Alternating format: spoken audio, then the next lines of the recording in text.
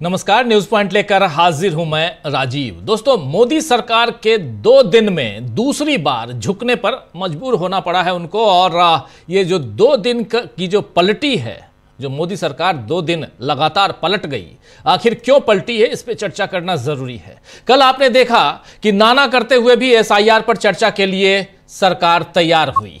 SIR का नाम न लेकर जो नाम ली इलेक्शन रिफॉर्म का, उसमें वो और भी फंस गई। कल हम लोगों ने इसी जगह इसी वक्त हमने चर्चा की थी, क्योंकि विपक्ष को और टालने की स्थिति और टालने के हालात नहीं थे और उससे वो आगे निकल नहीं सकती थी मोदी सरकार। वहीं आज संचार साथी ऐप पर सरकार ने पूरा यू टर्न ले लिया है। अब ज्योतिरादित्य सिंधिया जो संचार मंत्री हैं, उनको भी कहना पड़ेगा कि मेरी तपस्या में ही कोई कमी रह गई होगी जो मैं समझा नहीं पाया। जी हां, कल से सिंधिया जी यही समझा रहे थे कि संचार साथी ऐप से कोई जासूसी नहीं होगी, लेकिन डिजिटल और दूरसंचार तकनीकी के कई विद्वानों ने ऐप प्री इंस्टॉल करने के फैसले पर सवाल उठाए थे। मोबाइल बनाने वाली दिग्गज कंपनियों ने भी ऐतराज दर्ज किया था और खासकर एप्पल जैसी कंपनियां ने तो बिल्कुल ही। वहीं कांग्रेस समेत तमाम विपक्षी दलों ने इस पर तीखा हमला बोला। आज तो पवन खेड़ा ने ऐसी तैसी प्राइवेसी इसी नाम से प्रेस कॉन्फ्रेंस कर दी। और क्या कुछ कहा है पवन खेड़ा ने, चलिए उनसे ही इस चर्चा की शुरुआत करते हैं, इस प्रोग्राम की शुरुआत करते हैं। सुनिए जरा पवन खेड़ा संचार साथी ऐप पर क्या कह रहे हैं। इलेक्टोरल बॉन्ड की जानकारी निजता का हनन है साहब, वो नहीं मिलेगी आपको। पीएम केयर फंड में कितना पैसा किस कंपनी से आया, ये जानकारी आपको नहीं दी जाएगी, निजता का हनन है। प्रधानमंत्री की डिग्री, आज तक कोर्ट में केस लड़ा जा रहा है, निजता का हनन है। डिग्री तक नहीं सार्वजनिक की जाती जिस देश में, वैसे बड़ा अजीब हो गया ये देश। जो पढ़ा लिखा है वो तो पप्पू, और जिसकी डिग्री तक पे सवालिया निशान है वो विश्वगुरु। तो विश्वगुरु की डिग्री मांग लेना निजता का हनन है। लेकिन हमारे आपके मोबाइल में घुसकर हमारी जिंदगी की तमाम जानकारी ले जाना उनका हक है। बताइए ये किस तरह की डेमोक्रेसी है। इसीलिए इस प्रेस वार्ता को मैंने नाम यही दिया कि ऐसी तैसी प्रिवेसी। क्या है ये डेमोक्रेसी, कहां है ये डेमोक्रेसी। हम सरकार से सवाल नहीं पूछ सकते। हम सरकार से राइट टू इंफॉर्मेशन में उन्होंने सेक्शन 8 में जो तब्दीलियां कर दी, राइट टू इंफॉर्मेशन तबाह कर दिया इन्होंने। और इस सरकार जिसके पास हमारा आपके जितनी इंफॉर्मेशन, जितना डेटा, जितने आंकड़े हैं वो सुरक्षित नहीं है, इसका सबूत ये सरकार कई बार दे चुकी है। करोड़ों लोगों का आधार डेटा लीक हुआ, करोड़ों लोगों का नमो ऐप का डेटा लीक हुआ, ये सब सबूतों के साथ बोल रहे हैं। करोड़ों लोगों का डेटा बेचा गया और 100 करोड़ इस सरकार ने कमाए। उस सरकार को चाहिए, वो चाहती है कि हमारे आपके मोबाइल में घुस जाए और जानकारी इकट्ठी करे और फिर इस जानकारी का दुरुपयोग करे, इस जानकारी को बेचे। अरे जो सरकार इजराइल के साथ मिलकर अपने ही देश के, अपनी ही पार्टी के प्रतिद्वंदियों के मोबाइल में पेगासस डाल सकती है, उस सरकार को क्या आप संचार साथी मानेंगे? क्या उसको साथी मान सकते हैं ऐसी सरकार को? Can you treat a government like this as your friend? A government which collaborates with Israel and brings Pegasus in our mobiles. What Pegasus was to the VIPs of this country, Sanchar Sathi is to the...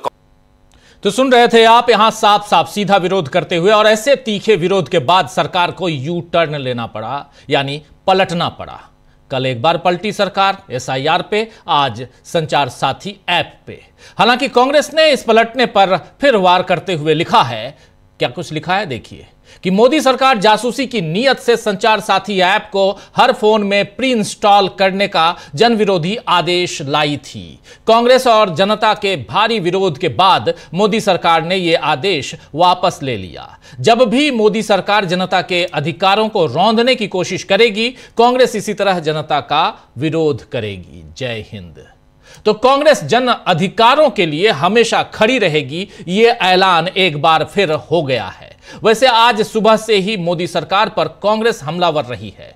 सुबह the Hindu अखबार में सोनिया गांधी का लेख छपा, जिसमें उन्होंने अरावली पहाड़ियों में खनन के आदेश को डेथ वारंट जारी करने जैसा बताया है। सोनिया गांधी ने यहां लिखा है कि हालांकि आलेख वो आर्टिकल बड़ा है, लेकिन उसकी 2 लाइन आपके सामने रखना चाह रहा हूं। सोनिया गांधी ने वहां लिखा है कि गुजरात से लेकर राजस्थान और हरियाणा तक फैली अरावली पर्वतमाला ने लंबे समय से भारतीय भूगोल और इतिहास में महत्वपूर्ण भूमिका निभाई है।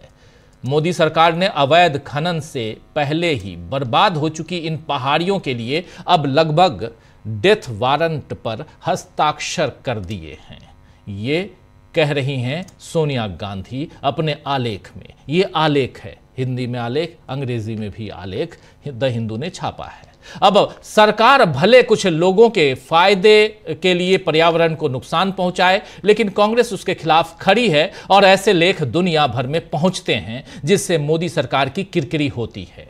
इधर आज राहुल गांधी ने भी अतारांकित सवाल पूछा संसद में, और इस बारे में राहुल गांधी ने उसके बाद जो उनको जवाब मिला है, इसके बारे में उन्होंने पोस्ट किया है। राहुल गांधी ने ये पोस्ट है उस जवाब को लेते हुए, लेकिन इसमें राहुल गांधी ने लिखा है कि संसद में मैंने सरकार से जाति जनगणना पर सवाल पूछा, उनका जवाब चौंकाने वाला है। न ठोस रूपरेखा, न समयबद्ध योजना, न संसद में चर्चा और न ही जनता से संवाद। दूसरे राज्यों की सफल जाति जनगणनाओं की रणनीति से सीखने की कोई इच्छा भी नहीं। मोदी सरकार की यह जाति जनगणना देश के बहुजनों के साथ खुला विश्वासघात है। तो जासूसी, डेथ वारंट, विश्वासघात, अब ऐसे ही शब्द मोदी सरकार के साथ जुड़ रहे हैं।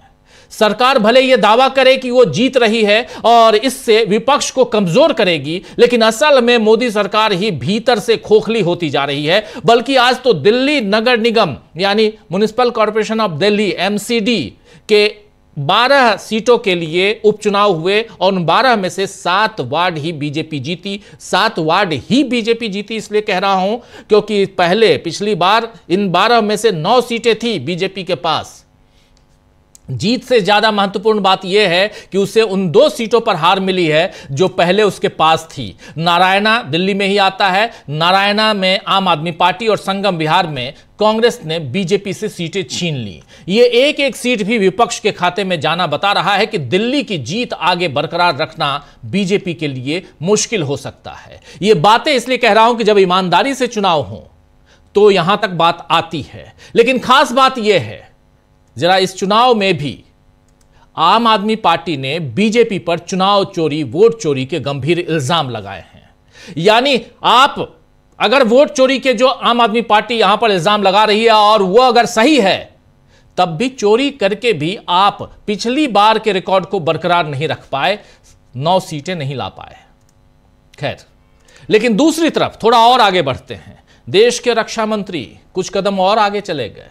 उन्होंने तो सीधा, अब उनके अंदर पता नहीं पिछले दिनों क्या सवार हो गया, कौन सा भूत सवार हो गया है, वो ऐसे ऐसे बयान दे रहे हैं देश के रक्षा मंत्री राजनाथ सिंह साहब कि वो अपने बयानों में घिरते हैं 5-7 दिन तक, ट्रोल होते हैं, फिर कुछ नया लेके चले आते हैं, फिर ट्रोल होते हैं, फिर कुछ नया लेके चले आते हैं। पता नहीं वो अपने आज की तारीख में, इतना लंबा करियर उनका है, आज की तारीख में वो और क्या कुछ पाना चाहते हैं, क्योंकि रक्षा मंत्री के बाद तो अब सिर्फ और सिर्फ प्रधानमंत्री का पद बचता है।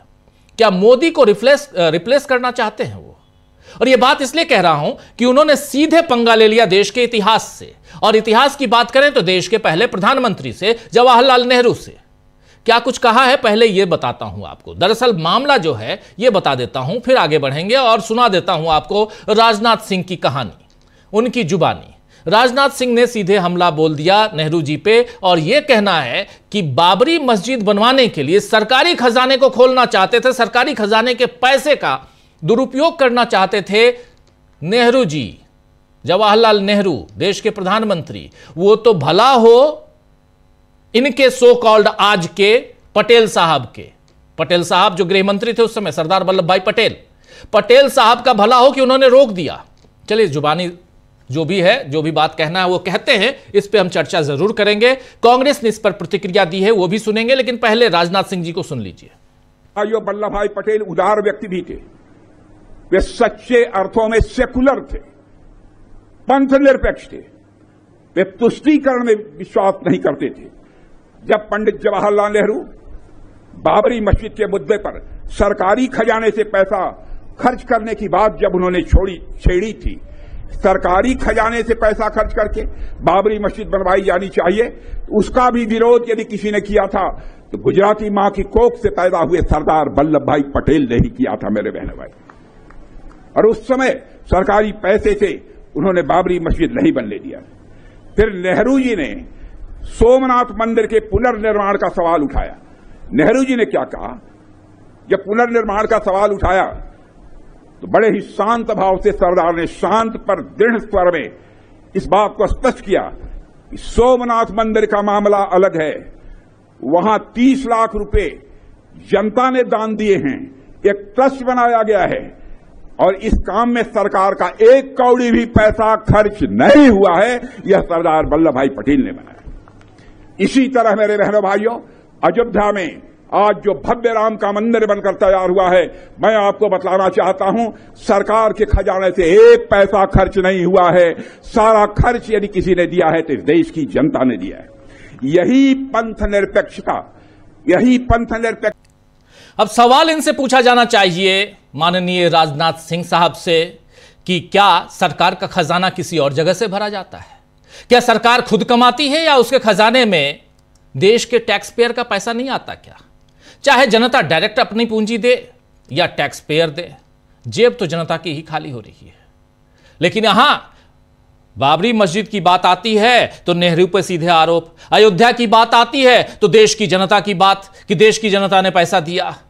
बता दीजिए जरा, नरेंद्र मोदी जी ने अपनी जेब से कितने पैसे दिए, आपने कितने पैसे दिए, यह भी बता दीजिए। यह बात यहां बताने की जरूरत नहीं है।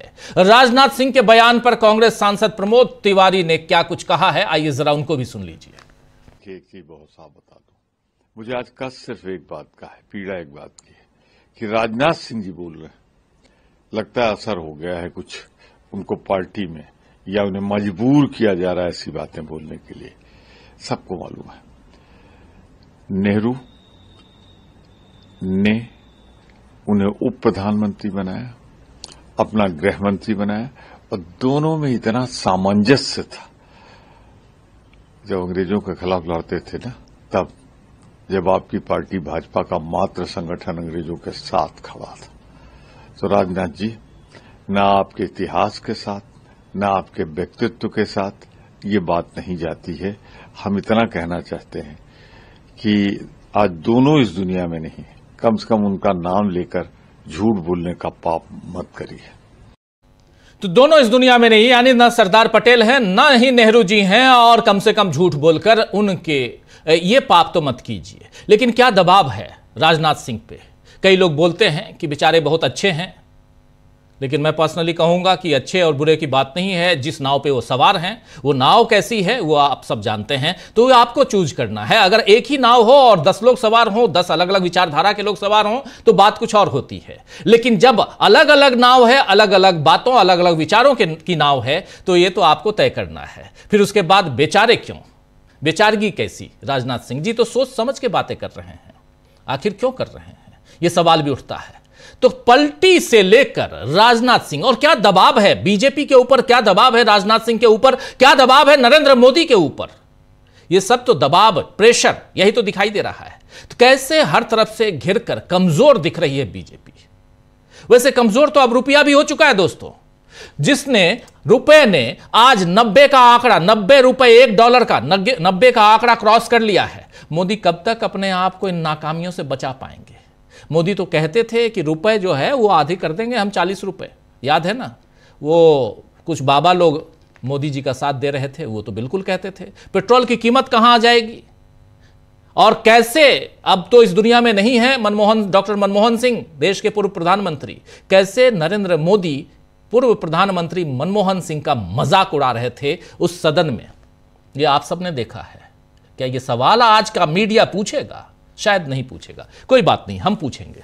चलिए चर्चा की शुरुआत करते हैं। फिर पलटी मोदी सरकार, यहीं से हमारे साथ कुछ वरिष्ठ साथी जुड़े हुए हैं, उनसे परिचय करवाता हूं। हमारे साथ देखिए इस वक्त 6 वरिष्ठ साथी जुड़े हुए हैं। अमलेंदु उपाध्याय जी हैं, प्रशांत टंडन जी हैं, शकील अख्तर जी हैं, डॉक्टर राकेश पाठक जी हैं, सुनील शुक्ला जी हैं और प्रेम कुमार जी हैं। आप सबका स्वागत इस्तकबाल है, स्वागत इस्तकबाल आप तमाम दोस्त साथी शुभचिंतक आप सबका, जो अब तक जुड़ चुके हैं उनका भी, जो जुड़ने वाले हैं उनका भी। शकील जी सबसे पहले आपके पास ही, कुत्ते बिल्ली की बात तो बहुत हो गई, ये पलटने की बात खूब हो रही है, कुत्ते की पिल्ले की, ये सब की बात खूब हुई पार्लियामेंट में। आप तो सुन ही रहे थे, मंद मंद मुस्कुरा भी रहे हैं और आपकी बात सही होती जा रही है। शकील जी, पहले दिन आपने कहा सरकार पलटेगी, एसआईआर पे चर्चा करवाएगी, दूसरे दिन पलट गई, एसआईआर पे चर्चा हो गई। कल आपने ज्योतिरादित्य सिंधिया के बारे में कहा, आपने कहा कि इनको लेके आना होगा, यहां पर जो कह रहे हैं ये कहने मात्र से नहीं होगा, नोटिफिकेशन में आना होगा। आज नोटिफिकेशन आ गया। ये सब कुछ आपके हिसाब से चल रहा है, सरकार आपके हिसाब से चलने लगी है क्या शकील जी? मदनी साहब भी उधर बयान दे रहे हैं। मदनी साहब सरकार के हिसाब से चल रहे हैं जी। आपने अच्छा जिक्र किया। मदनी साहब जो है ओवैसी के बाद मोदी जी ने मदनी साहब को पकड़ लिया। खैर उसके बारे में बाद में बात करेंगे किसी। अभी जो बात है आपने कहा, आज संसद में जो हमारे सूचना प्रसारण मंत्री हैं अश्विनी वैष्णव साहब, उन्होंने एक बड़ी जोरदार बात कही। हम हैरान हो गए कि ये क्या राजनाथ सिंह के खिलाफ बोल रहे हैं। उन्होंने कहा कि इस फेक न्यूज ने देश में लोकतंत्र के लिए सबसे ज्यादा खतरा पैदा कर दिया है। फेक न्यूज जिस तरह से चल रही है, फैल रही है, फैलाई जा रही है, वो बहुत बड़ा खतरा है। तो फेक न्यूज का सबसे बड़ा उदाहरण तो राजनाथ सिंह का यह भाषण है जो आपने सुनाया। इतिहास में कहीं से भी किसी भी पन्ने से साबित नहीं होता कि नेहरू ने ऐसा कहा और पटेल ने ऐसा कहा। आप देखिए कि ये जो है, अभी 2 या 3 दिन पहले बात कर रहे थे हम लोग, जब मोदी जी के घिरने की बात हो रही थी, मोदी जी के ऊपर सुब्रमण्यम स्वामी के ट्वीट आ रहे थे, अंतर्राष्ट्रीय स्तर की बातें हो रही थी, तब कहा था कि राजनाथ सिंह जो है उनकी संभावनाएं हो सकती हैं। तो शायद राजनाथ सिंह जी ने इसको सच मान लिया और वो अपनी संभावनाओं को देख के अब मोदी जी से मुकाबला करने लगे। मोदी जी ने क्या कहा था? मोदी जी ने कहा था कि पंडित जवाहरलाल नेहरू सरदार पटेल की अंत्येष्टि में ही नहीं गए थे। वो फोटो निकाल के छाप दिया कि देखिए सरदार पटेल की अंत्येष्टि है और इसमें ये पंडित जवाहरलाल नेहरू हैं। फर्स्ट लीड छपी थी अखबारों में, अखबार में एक में इंटरव्यू में कहा था उन्होंने, एक अखबार के साथ इंटरव्यू में कहा था उन्होंने। वो बेचारा इंटरव्यू लेने वाले को उससे कहा कि तुम अपनी गलती मानो। तो ये जो है राजनाथ सिंह अभी कह रहे थे, उत्तर प्रदेश के ही हैं, प्रमोद तिवारी बहुत अच्छी तरह जानते हैं। बहुत सारे लोगों को लगा कि ये क्या कह रहे हैं, मगर उन्हें अगर ये संभावनाएं दिख रही हैं कि ऐसा कह के वो प्रधानमंत्री की दौड़ में आ सकते हैं, तो उनको बिल्कुल कहना चाहिए, क्योंकि नेहरू के बारे में तो ये लोग कुछ भी कह सकते हैं, उनके धर्म के बारे में, उनकी जाति के बारे में, उनके काम के बारे में। अभी तो भागड़ा नंगल में तो ये आरोप लगाया था खुद मोदी जी ने कि उसकी गाद नहीं निकलवाते थे। बताइए आप, नेहरू जो है उसका जो होता है नीचे सिल्ट जिसे कहते हैं, वो नहीं निकलवा रहे थे। तो ऐसे ऐसे आरोप लगाते हैं ये। तो ये राजनाथ सिंह ने जो कहा है, ये राजनाथ सिंह जी ने खुद अपना मजाक उड़वाया है। और इसमें जो है कहीं से भी कोई भी जो इनके अपने आदमी है वो भी ये नहीं बता सकते कि कब नेहरू ने कहा और कब सरदार पटेल ने इसका जवाब दिया। दूसरा जो आपने कहा वो बहुत इंपॉर्टेंट बात है कि आज जो हमारे संचार मंत्री हैं ज्योतिरादित्य सिंधिया, उनको आके बोलना पड़ा हाउस के अंदर कि ये जो है अनिवार्य नहीं है, इसको आप चाहे तो रखें, आप चाहे तो नहीं रखें। और उसके बाद जो है गोदी मीडिया के लिए एक बहुत बड़ी मुसीबत पैदा हो गई। कल उन्होंने दिन भर ये प्रचार किया और जिन लोगों ने इसका विरोध किया था उन्हें देशद्रोही तक घोषित कर दिया। कि हर चीज का विरोध करते हैं। ये क्या छुपाने के लिए है इनके पास, क्यों छुपा रहे हैं? और आज उनकी हालत फिर वैसी हो गई जैसे किसानों के ऊपर लगाए गए काले कानून जो है मोदी जी ने वापस लिए थे। तब भी मोदी जी ने इस गोदी मीडिया को एकदम दुखी कर दिया था और इसको बहुत गुस्सा कर दिया था। आज भी यही हालत है। आज वो कह रहा है कि मोदी जी ने क्या कर दिया, हम तो इसका इतना समर्थन कर रहे थे और आज ये फिर हो गया। तो आज तीसरा दिन था संसद का। सरकार ये सोच रही थी कि SIR पर चर्चा करवा के वो तेवर कम कर देगी विपक्ष के, मगर वो नहीं हुए। सुबह 10 बजे से फिर संसद में प्रदर्शन हुआ। आज जो श्रमिक कानूनों को डाइल्यूट किया है इन्होंने, श्रमिक कानूनों को श्रमिकों के खिलाफ ही बनाया है इन्होंने, उसके विरोध में बड़ा जबरदस्त प्रदर्शन हुआ। और ये बहुत ही इंपॉर्टेंट बात है कि ये सारा का सारा जो पूंजीपतियों के हित में श्रमिकों के अधिकारों को खत्म कर रही है सरकार, उसके खिलाफ आवाज उठना चाहिए। और आज राजनीतिक रूप से आवाज उठी।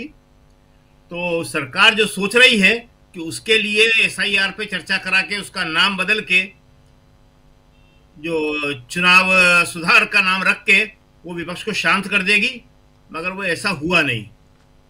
और जहां तक आपने कुत्ते बिल्ली की बात करी, तो वो इतना बड़ा इशू बना दिया है गोदी मीडिया ने कि आज उन्होंने रेणुका चौधरी को फिर पकड़ लिया। और रेणुका चौधरी ने कहा कि जब लाएंगे ये मेरे खिलाफ विशेषाधिकार का मामला, तब मैं इसका मुंह तोड़ जवाब दूंगी। तो उसने मीडिया को एक अच्छा मुंह तोड़ जवाब दिया कि जब लाएंगे तब ये देखा जाएगा। एक नॉन इशू को, इतने बड़े बड़े इशू चल रहे हैं देश के अंदर, और उसमें ये कुत्ते का सवाल उठा रहे हैं, चाहे वो विपक्ष हो चाहे मीडिया हो। बहुत बड़ा मजाक है राजीव जी। जी बिल्कुल बिल्कुल, आप सही कह रहे हैं। बहुत सारी चीजें अब आगे और आपके पास आता हूं और भी बातें करेंगे। जल्दी से जरा डॉक्टर राकेश पाठक जी, जरा आपके पास आना चाहता हूं। कैसे देखते हैं आप? दो बातें यहां महत्वपूर्ण है। एक तो संचार साथी ऐप, आज पलट गई सरकार उस पर। कल तक तो बिल्कुल मजे मजे थे, आज पलट गई। और दूसरी चीज यहां पर राजनाथ सिंह को हो क्या गया है, दोनों पे बात कर लें। बहुत महत्वपूर्ण विषय है, चूंकि देश के पहले प्रधानमंत्री के बारे में उन्होंने इतना बड़ा झूठ बोला है जिसकी कोई सीमा नहीं। ये सुपरलेटिव डिग्री का झूठ है। सबसे पहली बात तो ये है कि बाबरी मस्जिद उस वक्त मौजूद थी, वो अस्तित्व में थी, तो उसे बनाने का प्रश्न ही नहीं पैदा होता। वो तो 6 दिसंबर 92 में ढाई गई। तो जिस वक्त पंडित जवाहरलाल नेहरू और सरदार पटेल इस विषय में बात कर रहे थे, तो मस्जिद बनाने की बात तो नहीं हो सकती। मैं थोड़े से प्रमाण के साथ एक बात कहना चाहता हूं, बाद में ये चीजें सामने अभी आई हैं। सरदार पटेल की सुपुत्री है मणिबेन, है नहीं, अब तो दिवंगत हैं। उनकी एक डायरी है, डायरी ऑफ मणिबेन पटेल। उसमें एक जगह एक बैठक का जिक्र है जिसमें सरदार पटेल, प्रधानमंत्री नेहरू सोमनाथ के मंदिर पर बात कर रहे हैं। उसके जीर्णोद्धार पुनरुद्धार की बात चल रही है। बात चल रही है कि सरकारी खजाने से क्या धर्म स्थलों पर कोई पुनरुद्धार, जीर्णोद्धार, पुनर्निर्माण होना चाहिए। मणिबेन की डायरी में बहुत स्पष्ट लिखा है कि उसी संदर्भ में यह बात आई कि बाबरी मस्जिद को लेकर भी बात हो रही। तो सरदार पटेल ने स्पष्ट कहा कि सोमनाथ के मंदिर का पुनर्निर्माण एक ट्रस्ट के जरिए किया जा रहा है। जाम साहब उस ट्रस्ट के चेयरपर्सन थे, कन्हैयालाल माणिकलाल मुंशी उसके सदस्य थे। 30 लाख रुपए जनता ने इकट्ठा किया था। उस 30 लाख का जिक्र राजनाथ सिंह खुद भी कर रहे हैं। बात वहीं खत्म हो गई। सरदार पटेल और पंडित नेहरू इस बात पर एक मत थे कि धर्म स्थलों के उद्धार का काम सरकार का नहीं है। खुद सरदार पटेल के ऐसे बयान है कि जब तक मैं जिंदा हूं किसी मंदिर मस्जिद के लिए 1 रुपया खर्च नहीं करने दूंगा। अब व्हाट्सएप विश्वविद्यालय या IT सेल के पाठ्यक्रम में से कोई फर्रा कोई खर्रा राजनाथ सिंह को दे दिया गया, उन्होंने पढ़ दिया उसे। एक तथ्य और राजनाथ सिंह को बता देना जरूरी है कि मणिबेन सरदार पटेल की मृत्यु के बाद लोकसभा में पहुंची थी। वे 5 बार सांसद रही डॉक्टर साहब। 1952 में पहला लोकसभा चुनाव लड़ी खेड़ा से कांग्रेस के टिकट पर। 1957 में दूसरा चुनाव लड़ी आनंद से, तीसरा चुनाव वे हार गई। उसके बाद वे उपचुनाव में साबरकांठा से फिर लोकसभा में पहुंची। 1972 के बाद राज्यसभा में रही और सबसे अंत में मेहसाणा से लोकसभा में पहुंची। उन मणिबेन पटेल की डायरी में लिखी गई एक लाइन का गलत अनुवाद करके अगर राजनाथ सिंह यह साबित करना चाहते हैं कि पंडित जवाहरलाल नेहरू सरकारी खजाने से बाबरी मस्जिद बनवाना चाहते थे और सरदार पटेल ने रोक दिया, तो इस पर सिर्फ दया आती। एक और जानकारी जो राजनाथ सिंह को हो सकता है व्हाट्सएप विश्वविद्यालय ने न बताई है, सरदार वल्लभ भाई पटेल जिनके कसीदे आज वे बड़ौदा में कल गाड़ रहे थे, राजनाथ सिंह भूल गए सरदार पटेल तो अखंड आजन्म कांग्रेसी थे। 1931 में कराची अधिवेशन में कांग्रेस के राष्ट्रीय अध्यक्ष बने थे। पंडित जवाहरलाल नेहरू के गृह मंत्री थे। आजीवन पंडित नेहरू को अपना नेता मानते थे। अपने अंतिम क्षणों में वे ये कहकर गए थे कि मेरे बाद जवाहर का साथ देना तुम लोग। एक बात और भूल गए राजनाथ सिंह, ये वही सरदार वल्लभ भाई पटेल हैं जिन्होंने महात्मा गांधी की हत्या के बाद इनके पितृ संगठन राष्ट्रीय स्वयंसेवक संघ पर प्रतिबंध लगाया था। सरदार पटेल ने लिखा था कि संघ और उसके लोगों की नफरत और झूठे अभियान के कारण बापू की हत्या की गई है। तो शर्म आती है ऐसे लोगों पर, राजनाथ सिंह जैसे लोग। और मुझे क्षमा कीजिए, बार बार सारे लोग कहते हैं, प्रमोद तिवारी भी कह रहे थे कि राजनाथ सिंह तो पढ़े लिखे व्यक्ति है, वे तो समझदार राजनेता माने जाते। समझदार होने, पढ़े लिखे होने की कसौटी ये तो नहीं हो सकती कि 62 साल पहले दिवंगत हो चुके प्रधानमंत्री के खिलाफ इतना बेशर्म झूठ बोला जाए। समझदार और पढ़े लिखे व्यक्ति होने की निशानी ये नहीं हो सकती कि गाहे बगाहे देश का रक्षा मंत्री पीओके के विलय की बात करे, सिंध के भी भारत में विलय की बात करते रहे, जिस सिंध में ऐसा कोई आंदोलन नहीं चल रहा। अब आते हैं हमारे ग्वालियर रियासत के इसमें एक महत्वपूर्ण, आपने महत्वपूर्ण बात छेड़ी है। सिंध हो या पीओके हो या कोई भी देश हो जिसको आप कब्जा करना चाहते हैं, हथियाना, कल को आप चीन को हथियाना चाहते हैं, लेकिन ये किसी भाषण के मंच से बोलने की जगह है क्या? ये इसका ऐलान वहां से होता है क्या? बिल्कुल देश की सीमाओं को आप क्या समझते हैं? ये क्या वो वीडियो गेम है कि बैठ गए आप और वीडियो गेम खेल रहे हैं? और डॉक्टर साहब, मौका आया था, हम कहां मना कर रहे हैं। पाकिस्तान अधिकृत कश्मीर को, बलूचिस्तान को, सिंध को, अफगानिस्तान को भी मिला लीजिए, अखंड भारतवर्ष बना लीजिए। अभी जुमा 4 दिन पहले 7 मई से लेकर 10 मई 2025 को मौका आया था, तब क्यों नहीं कब्जा कर लिया पाकिस्तान पर? किसने रोका था? रोका था आपके my dear friend Donald Trump ने। सरेआम एक ट्वीट की एक लाइन से आपने जंग रोक दी, लड़ाई रोक दी। बात करते हैं सिंध के विलय की। अब आते हैं हमारे ग्वालियर के भूतपूर्व महाराज केंद्रीय संचार मंत्री ज्योतिरादित्य सिंधिया की बात। कल उन्होंने संसद परिसर में जो कुछ कहा, उसमें एक शब्द उन्होंने कहा था बहुत स्पष्ट कि ये मैंडेटरी नहीं है। उसके 5 मिनट के अंदर ज्योतिरादित्य सिंधिया का झूठ बेनकाब हो गया था। पत्र सूचना कार्यालय पीआईबी का प्रेस नोट उनके ही मंत्रालय के आदेश पर आधारित था, जिसके मुताबिक ये मैंडेटरी था।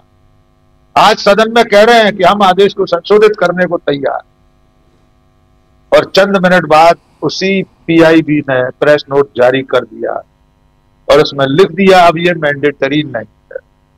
तो डॉक्टर साहब, आज हमारी डिबेट का जो थंबनेल है, हम थोड़ा सा देसी आदमी हैं, हम उसको कहना चाहेंगे अब की बार गुलटैया सरकार। हर मुद्दे पर गुलटैया खा जाती है।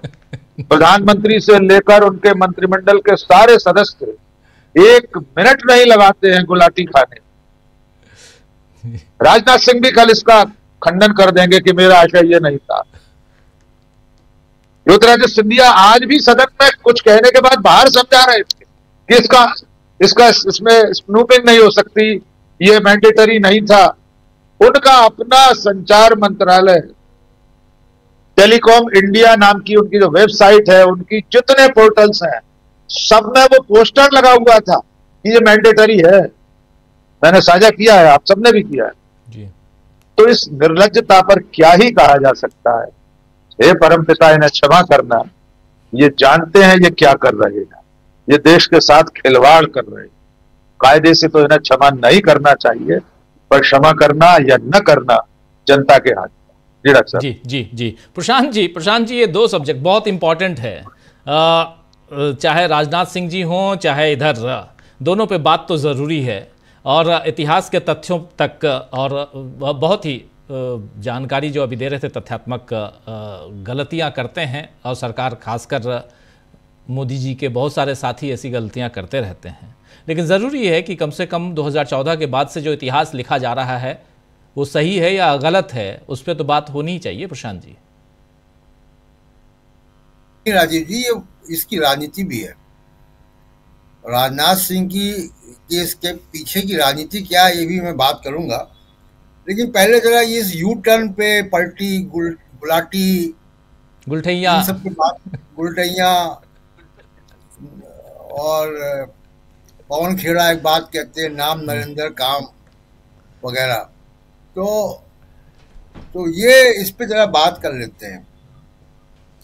देखिए, कोई होमवर्क नहीं किया गया। कल भी हमने चर्चा यहाँ की थी कि इस सरकार को 9 जजों की संविधान पीठ का फैसला था, निजता का अधिकार मूल अधिकार है। ये कहां से स्टैंड करता काम उनके आगे? कोई होमवर्क नहीं था। आनन फानन में कोई आइडिया कहीं से आया और इनको लगा कि हम थोड़े से वीआईपी पत्रकारों, एक्टिविस्ट की जगह हम 100 करोड़ लोगों का पैकेजेस करेंगे। तो वो 100 करोड़ लोगों के पैकेजेस का योजना बन गई, और बड़ा एक्साइटिंग रहा होगा कि सबके बारे में हमको मिल जाएगी सूचना, लेकिन होमवर्क नहीं था। आप देखिए कि दुनिया में 2 ऑपरेटिंग सिस्टम है मोबाइल फोन के, iOS यानी एप्पल फोन का, और दूसरा एंड्रॉयड का जो बाकी सब है। लगभग 99-98% दुनिया भर के मोबाइल फोन है, भारत की बात नहीं कर रहा हूं, दुनिया भर के मोबाइल फोन इन्हीं दोनों ऑपरेटिंग सिस्टम से चलते हैं। इन दोनों से बात नहीं की ये लाने के पहले, ये ऐप लाने के पहले। उसके बाद जो मोबाइल बनाने वाली कंपनियां हैं वो भारत के अलावा 70 और देशों में अपना मोबाइल बेचती हैं। आज वो यहां करेंगे, कल उनके 70 देश कहने लगेंगे हमारा भी करो। और उसमें सबसे महत्वपूर्ण बात है, जिसको इनको मालूम ही नहीं था या इसको इनको किसी मिसगाइड कर दिया गया सिंधिया जी को, दुनिया में, मैं भारत की बात नहीं कर रहा हूं, पूरी दुनिया में राजीव जी, कोई भी मोबाइल कंपनी सरकार का ऐप प्री इंस्टॉल ऐप में नहीं शामिल करती है। किसी देश में नहीं है। दुनिया के किसी मोबाइल में सरकार का बनाया हुआ कोई ऐप प्री इंस्टॉल ऐप नहीं होता है। इसको ना गूगल अनुमति देगा, ना iOS अनुमति देगा। सिंधिया जी इसको दोबारा करके देख लें। मैं यहां से आपको बता रहा हूं कि जब दोबारा करके देख लें फिर कामयाब नहीं होंगे। पूरी दुनिया में ये परिपाटी है कि सरकार का बनाया हुआ कोई भी ऐप कोई भी मोबाइल फोन में प्री इंस्टॉल नहीं होगा। लोग ये मान के चलते हैं प्राइवेसी को लेकर कि सरकार का बनाया हुआ ऐप जासूसी करेगा लोगों की। कल भी हमने प्राइवेट जो ऐप होते हैं वो मार्केटिंग करते हैं, ठीक है, आप कोई चीज देख रहे हैं, गूगल कर रहे हैं, उसको आपको वैसे ऐप दिखाई देने लग जाएंगे, तो ऐसे विज्ञापन दिखने लग जाएंगे। आप अगर जूता को खोजेंगे तो तमाम सोशल मीडिया प्लेटफॉर्म पे आपको जूते दिखाई देंगे। ये होता है और ये इसकी अच्छाई बुराई दोनों है। लेकिन सरकार का बनाया हुआ ऐप कोई भी मोबाइल कंपनी कोई भी ऑपरेटिंग सिस्टम प्री इंस्टॉल नहीं करता है। क्या इसकी जानकारी सरकार को नहीं थी? इतने बड़े लोग हैं, ये पूरा जिसको कहा जाए कुएं में भांग पड़ी है। तो ना इनको निजता का कोई सवाल था। याद कीजिए ज्ञानेश कुमार जी क्या कह रहे थे कि हम माताओं बहनों की सीसीटीवी फुटेज कैसे दे दें निजता का। अब आप माताओं बहनों के मोबाइल फोन में घुसने को तैयार हैं। वो कहां गई माताएं बहनें? उनके मोबाइल पे आप घुसने को तैयार हैं, उनकी फोटो देखने को तैयार हैं, उनके चैट पढ़ने को तैयार हैं, उनकी ईमेल्स पढ़ने को तैयार हैं, उनके सोशल मीडिया के पासवर्ड आपको चाहिए, उनके ओटीपी आपको चाहिए, उनके बैंक अकाउंट का हिसाब किताब आपको देखना है। बड़ी माताओं बहनों के भाई इज्जत रखने वाले लोग हैं ये। तो ना कानून के तरीके से संभव वो था, नीति संभव, ना वो नैतिक रूप से संभव था। और दुनिया इतनी अभी दुनिया इतनी खराब नहीं हुई है कि इसको तमाम मोबाइल की कंपनियां जो हैं वो मान लेंगी। वो कितना भी लीबापोती कर रहे हैं, उसको सिंधिया साहब का इसमें फजीयत हो चुकी है, प्रॉपर तरीके से हो चुकी है। अब जरा राजनाथ सिंह की बात कर लेते हैं। राजनाथ सिंह ने क्यों कहा? अभी डॉक्टर साहब ने तमाम ऐतिहासिक जानकारी देती, मैं 2 चीजें और जोड़ देता हूं सिर्फ, और उसके बाद बताऊंगा कि पॉलिटिक्स क्या है। देखिए 22 दिसंबर 1949 को बाबरी मस्जिद में चोरी से रात में मूर्तियां रख दी गई थी, और 26 दिसंबर को 4 दिन बाद पंडित नेहरू का टेलीग्राम जाता है उत्तर प्रदेश के उस वक्त के मुख्यमंत्री को, गोविंद बल्लभ पंत को, और वो कहते हैं कि इसको मामले को सुलझाओ, निपटाओ और इस पे एक्शन लो। उसके बाद सरदार पटेल का बहुत गुस्से वाली चिट्ठी जाती है गोविंद बल्लभ पंत को, रिकॉर्ड में है, आर्काइव्स में है, और वो कह रहे हैं कि प्राइम मिनिस्टर का टेलीग्राम आपको आया था, उस बाबत में लिख रहा हूं, और आप इसको वहां के स्थानीय मुसलमानों से मिल के समझौता करवाइए और इसको ठंडा कीजिए, मामले को सॉल्व कीजिए। ये बहुत गुस्से में उन्होंने लिखा है कि मैं नेहरू जी के प्रधानमंत्री के टेलीग्राम के बाबत आपको लिख रहा हूं। ये तो ऐतिहासिक सच है। अब ये इसकी राजनीति समझते हैं। आज है 3 दिसंबर, 3 दिन बाद 6 दिसंबर है। कुछ एक छोटी सी बात जोड़ना चाह रहे हैं डॉक्टर साहब जी। प्रशांत जी, एक छोटी सी जानकारी, पंडित नेहरू और सरदार पटेल दोनों की चिट्ठी के बाद भी अयोध्या के तत्कालीन कलेक्टर ने कोई कार्रवाई नहीं की। आधी रात को जो मूर्तियां रखी गई थी, और वो कलेक्टर, मैं जो जानकारी जोड़ना चाह रहा हूं, वो कलेक्टर साहिब बाद में जनसंघ की तरफ से राज्यसभा में पहुंचे। जी हाँ, लोकसभा में वो के नैयर, लोकसभा में, हाँ जी, के नैयर, लोकसभा, लोकसभा के नैयर लोकसभा में कहते हैं, उनकी टिकट पर चुनाव लड़े थे लोकसभा। मैं उसका जिक्र इसलिए नहीं कर रहा हूँ क्योंकि रेलिवेंट नहीं है। जी, बहुत गुस्से में उनकी चिट्ठी लिखी थी, डॉक्टर साहब आप पढ़ सकते हैं चिट्ठी को। जी जी। अब देखिए आज 3 दिसंबर है, 6 दिसंबर को बाबरी मस्जिद विध्वंस की बरसी है। ये उसके पहले एक सांप्रदायिक माहौल बनाना चाहते हैं देश में। अभी शकील साहब चर्चा कर रहे थे मदनी जी के बयान की भी। मदनी जी के बयान को भी आप उसी परिप्रेक्ष्य में देखिए। और तीसरा परिप्रेक्ष्य, अभी आपने चर्चा की कि 2 सीटें हार गई एमसीडी में, दिल्ली में। सांप्रदायिक कार्ड नहीं चल रहा है। बिहार में भी ये साबित हुआ। बिहार का चुनाव दूसरे ढंग से हुआ, हम लोग बहुत चर्चा कर चुके हैं, लेकिन बिहार में हम लोग रह कर आए, बिहार में भी सांप्रदायिक कार्ड नहीं था। बीजेपी के पास अगर सांप्रदायिक कार्ड नहीं होगा तो बीजेपी क्या करेगी? ये जो नई जनरेशन जो जिसको जेन जी कहा जा रहा है, वो जेन जी सांप्रदायिक माहौल को रिजेक्ट कर रही है। ये उसको उकसाने के लिए एक प्रयास हो रहे हैं। राजनाथ सिंह इस्तेमाल हो रहे हैं इसमें। वैसे जैसे मदनी जी और मोदी जी में बड़े अच्छे संबंध हैं, दोनों एक दूसरे की तारीफ करते पाए जाते हैं। तो ये देश में दोबारा सांप्रदायिक माहौल खड़ा करने का प्रयास है। राजनाथ सिंह का बयान सिर्फ उसके मद्देनजर है। जी जी। सुनील शुक्ला जी, आप कैसे देखते हैं राजनाथ सिंह के बयान को, खासकर जबकि एक बहुत गंभीर मामले पे हम लोग, और अब 6 तारीख,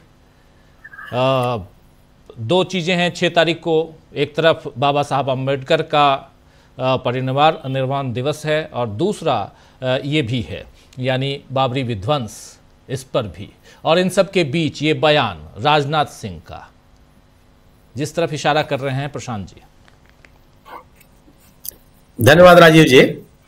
भारतीय जनता पार्टी के वरिष्ठतम नेताओं के द्वारा दिए गए बयानों में से किसी एक बयान को बता दीजिए जो तथ्यों के अनुकूल हो। किसी का, मोदी जी का, अमित शाह साहब का, नड्डा साहब का, किसी को का कोई बयान पिछले 1 दशक से जो देते चले आ रहे हैं। अंबेडकर को लेकर बयान देते हैं कि अंबेडकर का बहुत अपमान किया कांग्रेस ने। जो कांग्रेस अंबेडकर साहब को लोकसभा में ले आई, जिस अंबेडकर को संविधान सभा में ले आई, उसने अपमान किया और ये सम्मान किए, और ये खिलाफ चुनाव लड़ रहे थे। ये कहते हैं कि भगत सिंह की फांसी को टालने के लिए नेहरू ने कुछ नहीं किया, मिलने तक नहीं गए, ये बयान देते हैं। ये तो कोई एक बयान कर सकते हैं क्या आप जो ऐतिहासिक तथ्यों के अनुकूल हो? सवाल है कि इन्होंने, राजनाथ सिंह जी ने कहा कि बाबरी मस्जिद के पुनरुद्धार के लिए, पुनरुद्धार कैसा करते हैं जो ध्वस्त हो गई हो? नेहरू के काल में तो बाबरी मस्जिद ध्वस्त हुई नहीं। 1949 के अंतिम महीने में वहां एक मूर्ति पाई गई। नेहरू जी ने 4 दिन बाद तुरंत रिएक्ट किया कि यह मस्जिद का जो अपना स्वरूप है, मस्जिद रिस्टोर होनी चाहिए, इसके स्वरूप में कोई बाधा नहीं आनी चाहिए। रिस्टोरेशन की बात कही है उन्होंने, बाकायदे पत्र है उसके। उसी पत्र के आधार पर तत्कालीन गृह मंत्री सरदार पटेल के भी पत्र हैं। लेकिन उन्होंने किस बात का पुनरुद्धार करते हैं आप? और नेहरू के बारे में हम लोग क्या जानते हैं, पूरा देश क्या जानता है? नेहरू कहते थे सिंचाई के बांध आधुनिक धार्मिक केंद्र है, बड़ी बड़ी शिक्षण संस्थाएं आस्था के केंद्र है, बड़े बड़े कल कारखाने आस्था के केंद्र है। उन्होंने तो कभी किसी धार्मिक स्थल पर नहीं गए वो। कोई चित्र लोगों को नहीं मिलता है किसी जगह हो नेहरू अपने जमाने में। उनका वक्तव्य कहा जाता है कि उन्होंने कहा कि धार्मिक संस्थाओं के विकास में सरकार की कोई भूमिका नहीं है। ये बात हमेशा कहा जाता रहा उनको वो कहते भी रहे। कभी उन्होंने नहीं कहा कि इनको बना दीजिए, उनको बिगाड़ दीजिए। जनता का काम है, जनता अपना जो उसके आस्था का विषय है वो अपने धार्मिक केंद्रों का विस्तार करे, विकास करे, कुछ भी करे, लेकिन सरकार का काम नहीं है। लेकिन सवाल यह है कि अगर राजनाथ सिंह या राजनाथ सिंह जैसे भारतीय जनता पार्टी के अन्य नेता इस तरह का बयान नहीं देंगे तो क्या बयान देंगे वो? आप उनसे ये उम्मीद करते हैं कि वह जवाहरलाल नेहरू सरकार की आलोचना करेंगे और कहेंगे नेहरू सरकार की ये नीतियां थी, इसके विपरीत हम ये नीतियां लागू कर रहे हैं। करने की स्थिति में है क्या ये? गवर्नेंस की बात करने की स्थिति में है क्या ये? बिल्कुल नहीं है। इनको सुबह से शाम तक किसी तरह के सांप्रदायिक ध्रुवीकरण की बात करनी है। जो इनका सांप्रदायिक ध्रुवीकरण का नैरेटिव है वो कमजोर पड़ रहा है। क्यों कमजोर पड़ रहा है? मैं किसी जगह भी देख रहा था एक रिपोर्ट जिसमें उस मोदी जी का जो सोशल मीडिया प्लेटफॉर्म है और राहुल गांधी का जो सोशल मीडिया प्लेटफॉर्म, उसमें लोगों की भागीदारी को लेकर एक रिपोर्ट दिखाई जा रही थी। जमीन आसमान का फर्क है। राहुल गांधी को सुनने वालों की तादाद रोज बढ़ती चली जा रही, जबरदस्त तरीके से बढ़ रही। यह चिंता का विषय है। और अगर जो भारतीय जनता पार्टी कांग्रेस मुक्त भारत का नारा देती रही है, अगर कांग्रेस की लोकप्रियता यूं ही बढ़ती रही तो जो ये विकल्पहीनता का माहौल बनाना चाहते हैं वो तो नहीं बनने वाला। राजनीतिक दलों में तोड़फोड़ कर देना, राजनीतिक दलों को कमजोर कर देना, उनके आर्थिक स्रोतों को सुखा देना, उनकी राजनीतिक गतिविधियों को रोक देना, उनके सांसदों के ऊपर दबाव बना देना, यही तो सरकार पिछले 1 दशक से कर रही है। किसी भी एक राजनीतिक दल को अपनी इच्छा के अनुकूल काम करने दे रही है क्या सरकार? एक बेहतर माहौल दे रही है जो किसी भी लोकतांत्रिक देश में होना चाहिए। लेकिन कांग्रेस लगातार बनी हुई है, लोगों के बीच में इनकी नीतियों का विरोध कर रही है। तो यह जो एक एजेंडा है कि कांग्रेस की लोकप्रियता को कमजोर किया जाए, उसकी विश्वसनीयता को कमजोर किया जाए। तो एक मौका आया, 6 दिसंबर बाबरी मस्जिद ध्वंस का तिथि है, उसके पर एक सांप्रदायिक माहौल बनाने की कोशिश की जाए। लेकिन इस बयान को भी इनको वापस लेना पड़ेगा। देखिए कि सफाई देंगे भाई, जो बयान आप दे रहे हैं उसके बारे में कोई कैबिनेट नोट, अब सरकार में है ना, कोई विपक्षी नेता तो है नहीं, उस समय क्या कोई कैबिनेट नोट दिखा दीजिए, आप कोई प्रशासनिक आदेश दिखा दीजिए, उस समय के किसी इतिहासकार की कोई टिप्पणी दिखा दीजिए, सरदार पटेल और नेहरू के जो सहयोगी लोग रहे हैं उनकी कोई किताब दिखा दीजिए, कहीं तो इसका उल्लेख होगा कि वो, या आप ये बता दीजिए कि नेहरू ने अपने पूरे कार्यकाल में किस धार्मिक स्थल के विकास के लिए प्रयास किया, किस मंदिर के प्रयास किया, किस मस्जिद के लिए प्रयास किया, किस गुरुद्वारे के लिए प्रयास किया, किसको विकसित किया जाए या सरकार से पैसा दिया जाए, कोई एक उदाहरण गिना दीजिए आप। नेहरू ने कभी, एकमात्र उनकी धार्मिक फोटो मिलती है, लोग अगर आप खोजने लगिए तो वह संगम में, इलाहाबाद के संगम में स्नान करने का एक उनका फोटो मिलता है। इसके अलावा किसी मंदिर में जाने, पूजा पाठ करने, कथा वार्ता सुनने का कुछ भी नहीं मिलता। और नेहरू न केवल उसी जीवन को जीते रहे, उनका लक्ष्य ये लगता है कि देश को कहाँ ले जाना है, लेकिन भारतीय जनता पार्टी इस नारे से अलग नहीं हो सकती। सांप्रदायिक ध्रुवीकरण ही उसके राजनीतिक ताकत का आधार है और उससे मुक्त नहीं हो सकती है। और उसको बनाए रखने के लिए तथ्यों से परे बात करना ये स्वाभाविक सी बात है। अगर आप बात कीजिए संचार साथी की, आप कितना झूठ बोलते हैं। संचार साथी कल कोई आ जाया है क्या? 3 साल से वो ऐप स्टोर में मौजूद है, जो चाहे उसको डाउनलोड कर ले, लेकिन उन लोगों ने नहीं किया। अब किसको समझ में नहीं आ रहा है, आप क्या कह रहे हैं कि अगर आपका फोन चोरी हो जाएगा तो हम उसका पता लगा लेंगे। तो पता कैसे लगा लेंगे? वो फोन आके आपको बता देगा कि मुझे चोरी कर लिया गया है, उसको ट्रैक ही तो करेंगे। तो जो फोन चोरी होने के बाद ट्रैक किया जा सकता है, वो चोरी होने के पहले जब उसके मालिक के पास है तो ट्रैक नहीं किया जा सकता। और जब आप ट्रैक करेंगे तो क्या लोगों की निजता का आप सम्मान करेंगे? और आप ज्ञान दे रहे हैं माननीय मंत्री जी कि आप जो अपलोडेड है, इनबिल्ट मान लीजिए कोई ऐप है, उसको खत्म कर सकते हैं, करके दिखा दीजिए। इनबिल्ट जो ऐप हमको आपको मिलते हैं, हम और आप उसको हटा पाते हैं क्या? नहीं। तो अब मतलब इस देश के लोगों को ये समझते हैं कि हम कुछ भी बोल देंगे लोग मान जाएंगे। डाउनलोड किए गए ऐप ही आप खत्म कर हटा सकते हैं, उनको आप रिमूव कर सकते हैं, इनबिल्ट ऐप को आप नहीं हटा सकते। और दुनिया के पैमाने पर सरकारों के द्वारा सुझाए गए कोई भी ऐप, कोई भी सर्विस प्रोवाइडर, टेलीफोन निर्माता स्वीकार नहीं करता। ये जानकारी आपको नहीं, सिंधिया साहब तो बड़े विद्वान व्यक्ति बन जाते हैं, पता नहीं कहां पढ़े हैं, बहुत एक्सपोजर है इनका, ये नहीं जानकारी में आप में है। ये जन दबाव, राजनीतिक दलों का दबाव है कि इनको वापस लेना पड़ा। देश का नागरिक अपनी निजता के साथ खिलवाड़ नहीं कर सकता, आप कुछ भी कर लीजिए। यह सरकार साइबर क्राइम पिछले दिनों में 270% बढ़ा है। क्या कौन से रोकने का आपने कार्रवाई कर ली है? बैंकों से पैसा जो निकलता है किसी न किसी खाते में जाता है, उस खाते से दूसरे खाते, दूसरे खाते से तीसरे खाते में, और आप आज तक इसको रोक नहीं पाए। अरबों रुपया लोगों के खातों से निकल गया। अब बरामदी बता दीजिए। साइबर क्राइम के आपने थाने बनाए, वहां की प्रगति आप बता दीजिए। साइबर क्राइम को रोकने के लिए जो आपने प्रयास किया हो उसको बता दीजिए।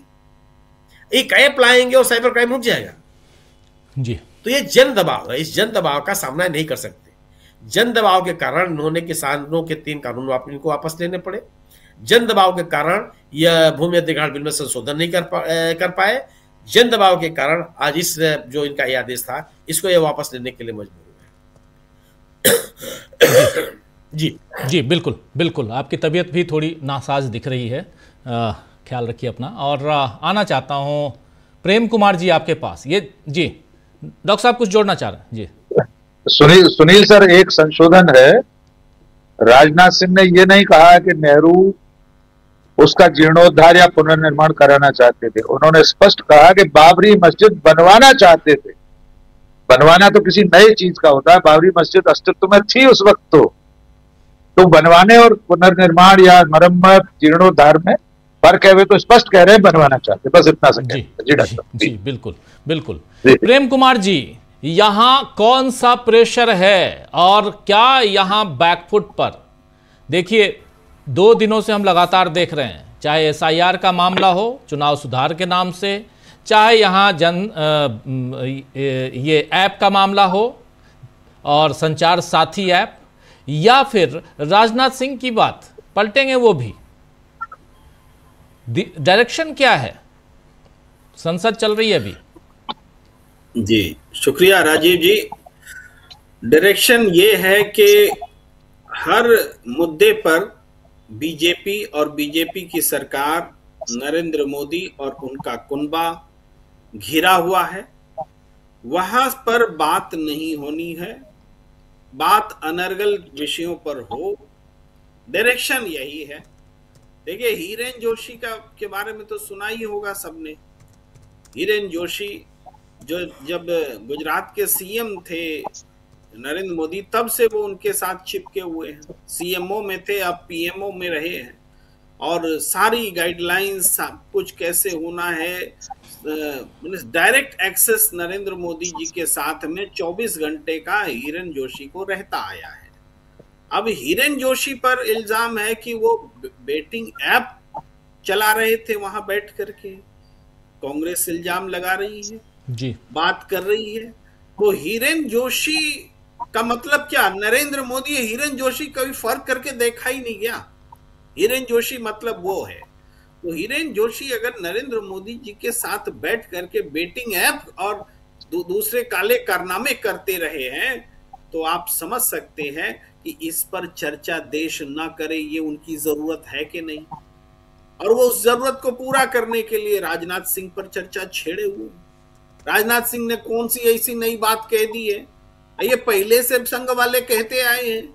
और ऐसा कौन सी बात है कि उन्होंने झूठ बोला तो कुछ अनर्गल बात हो गई? झूठ तो वो दिन रात बोलते रहते हैं। तो इस झूठ पर हम चर्चा कर रहे हैं, लेकिन ये हिरेन जोशी पर बात नहीं कर रहे। दिल्ली चुनाव में जमीन खिसक गई है, उस पर बात नहीं कर रहे, जबकि बेईमानी के बावजूद ऐसा हो रहा है। पर डिलिमिटेशन कर देने के बाद अपने अनुकूल ये क्षेत्र, चुनाव क्षेत्र बना लेने के बाद ये दिल्ली चुनाव में बीजेपी हार रही है, भाई उसकी सीटें घट रही है, आम आदमी पार्टी से बेईमानी करके जीत रही है, कांग्रेस के भी वहां कुल खिले हैं। इस पर चर्चा ना हो, इसके लिए और भी बहुत सारी बातें हैं। ऐसा नहीं कि वो एक एंगल से बीजेपी बात करती है, एक इधर बात कर रही है, दूसरी तरफ में वो झारखंड में सरकार बनाने की चर्चा छेड़े हुए है कि झारखंड में हेमंत सोरेन अब गए कि तब गए, ये चर्चा चल रही है। और आज जिस तरह से खबर आई है, वो ये संकेत दिया जा रहा है कि जैसे हेमंत सोरेन सरकार बदलने ही वाले, पाला बदलने ही वाले। और ये तीन महीने पहले भी मैं झारखंड में था, और हाल फिलहाल में भी मैं झारखंड गया था करीब 15-20 दिन पहले। तो तब भी हर बार हमने ये चर्चा वहां भी सुनी, लेकिन वो गॉसिप के रूप में होती थी, मगर उस गॉसिप का सिर पैर नहीं होता था।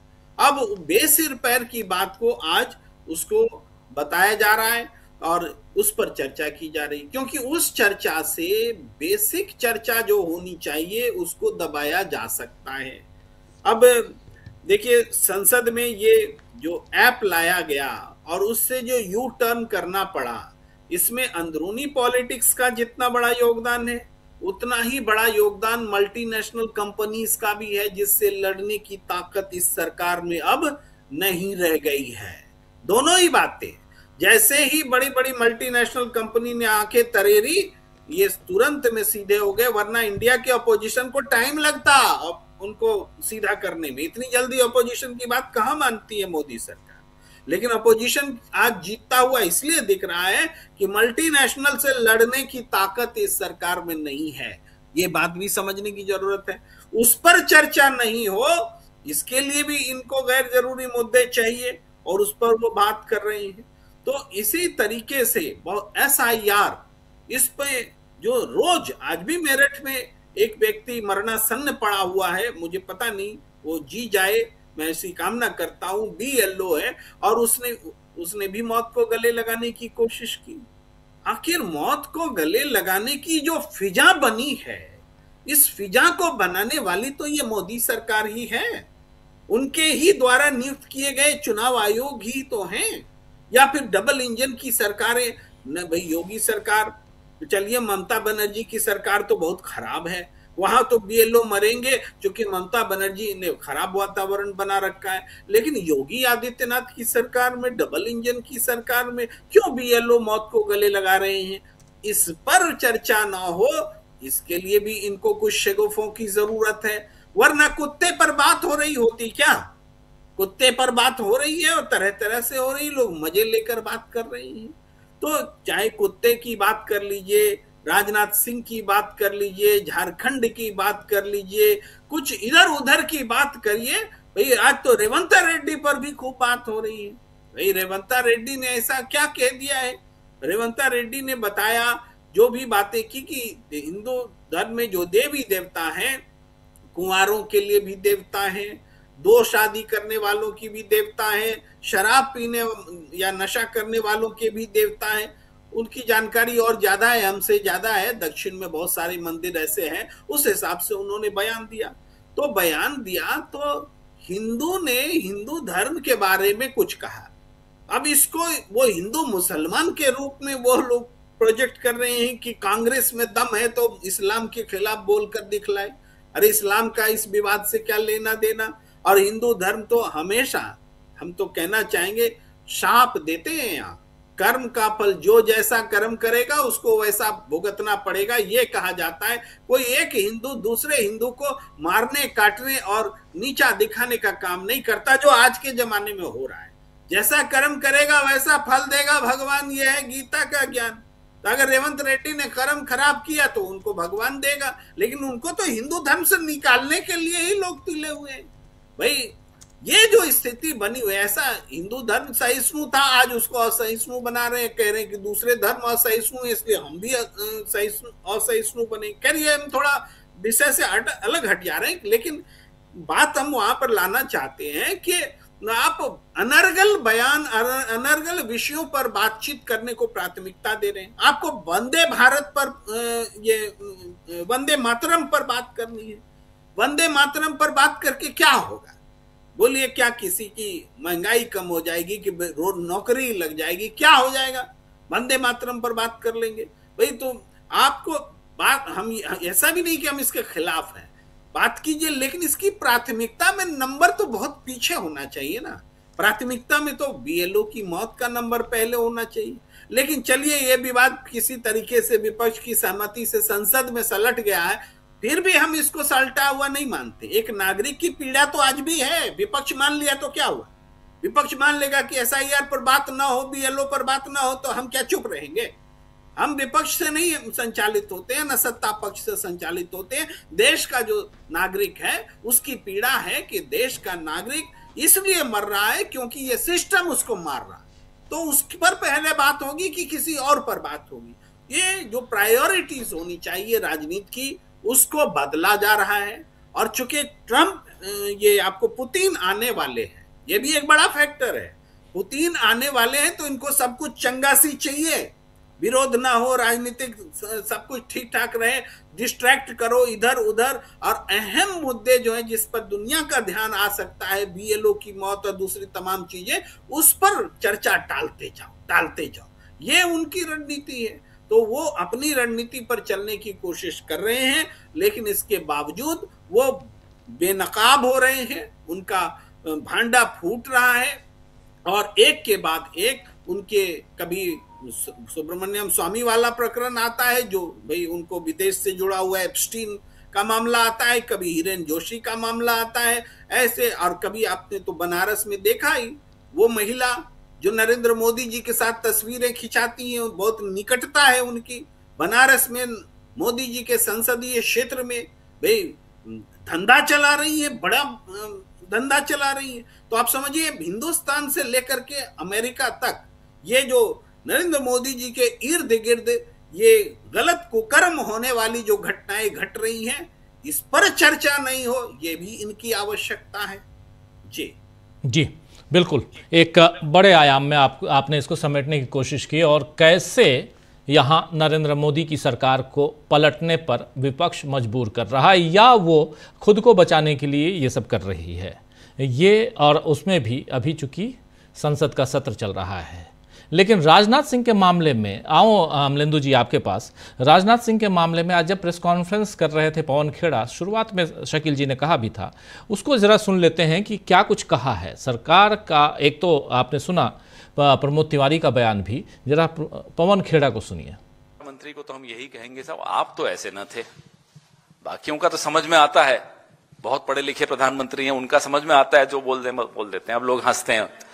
रक्षा मंत्री भी बोलने लगेंगे इस तरह की बातें। भाई बताइए कहां है आपके पास सबूत? ये कहां से हवाबाजी करने आ गए आप? इसका सबूत नहीं है उनके पास। लेकिन यहां झंडेवालान में 800 साल पुराना मंदिर अभी कुछ दिनों पहले गिराया जा रहा है क्योंकि आरएसएस के मुख्यालय की पार्किंग बनानी है। इसका सबूत है हमारे पास।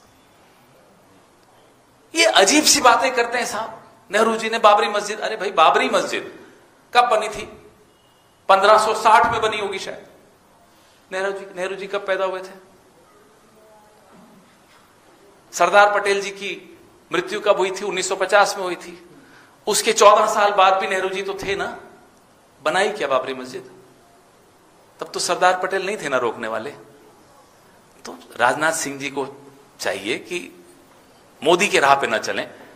भाजपा में को बहुत बड़ा नुकसान मोदी जी करके जा रहे हैं। अब पीछे पीछे सब भी उसी रास्ते पे चले जाएंगे तो हमें तो कोई नुकसान नहीं, हमें तो फायदा ही है। पार्टी को खत्म करिए, हमें क्या नुकसान है?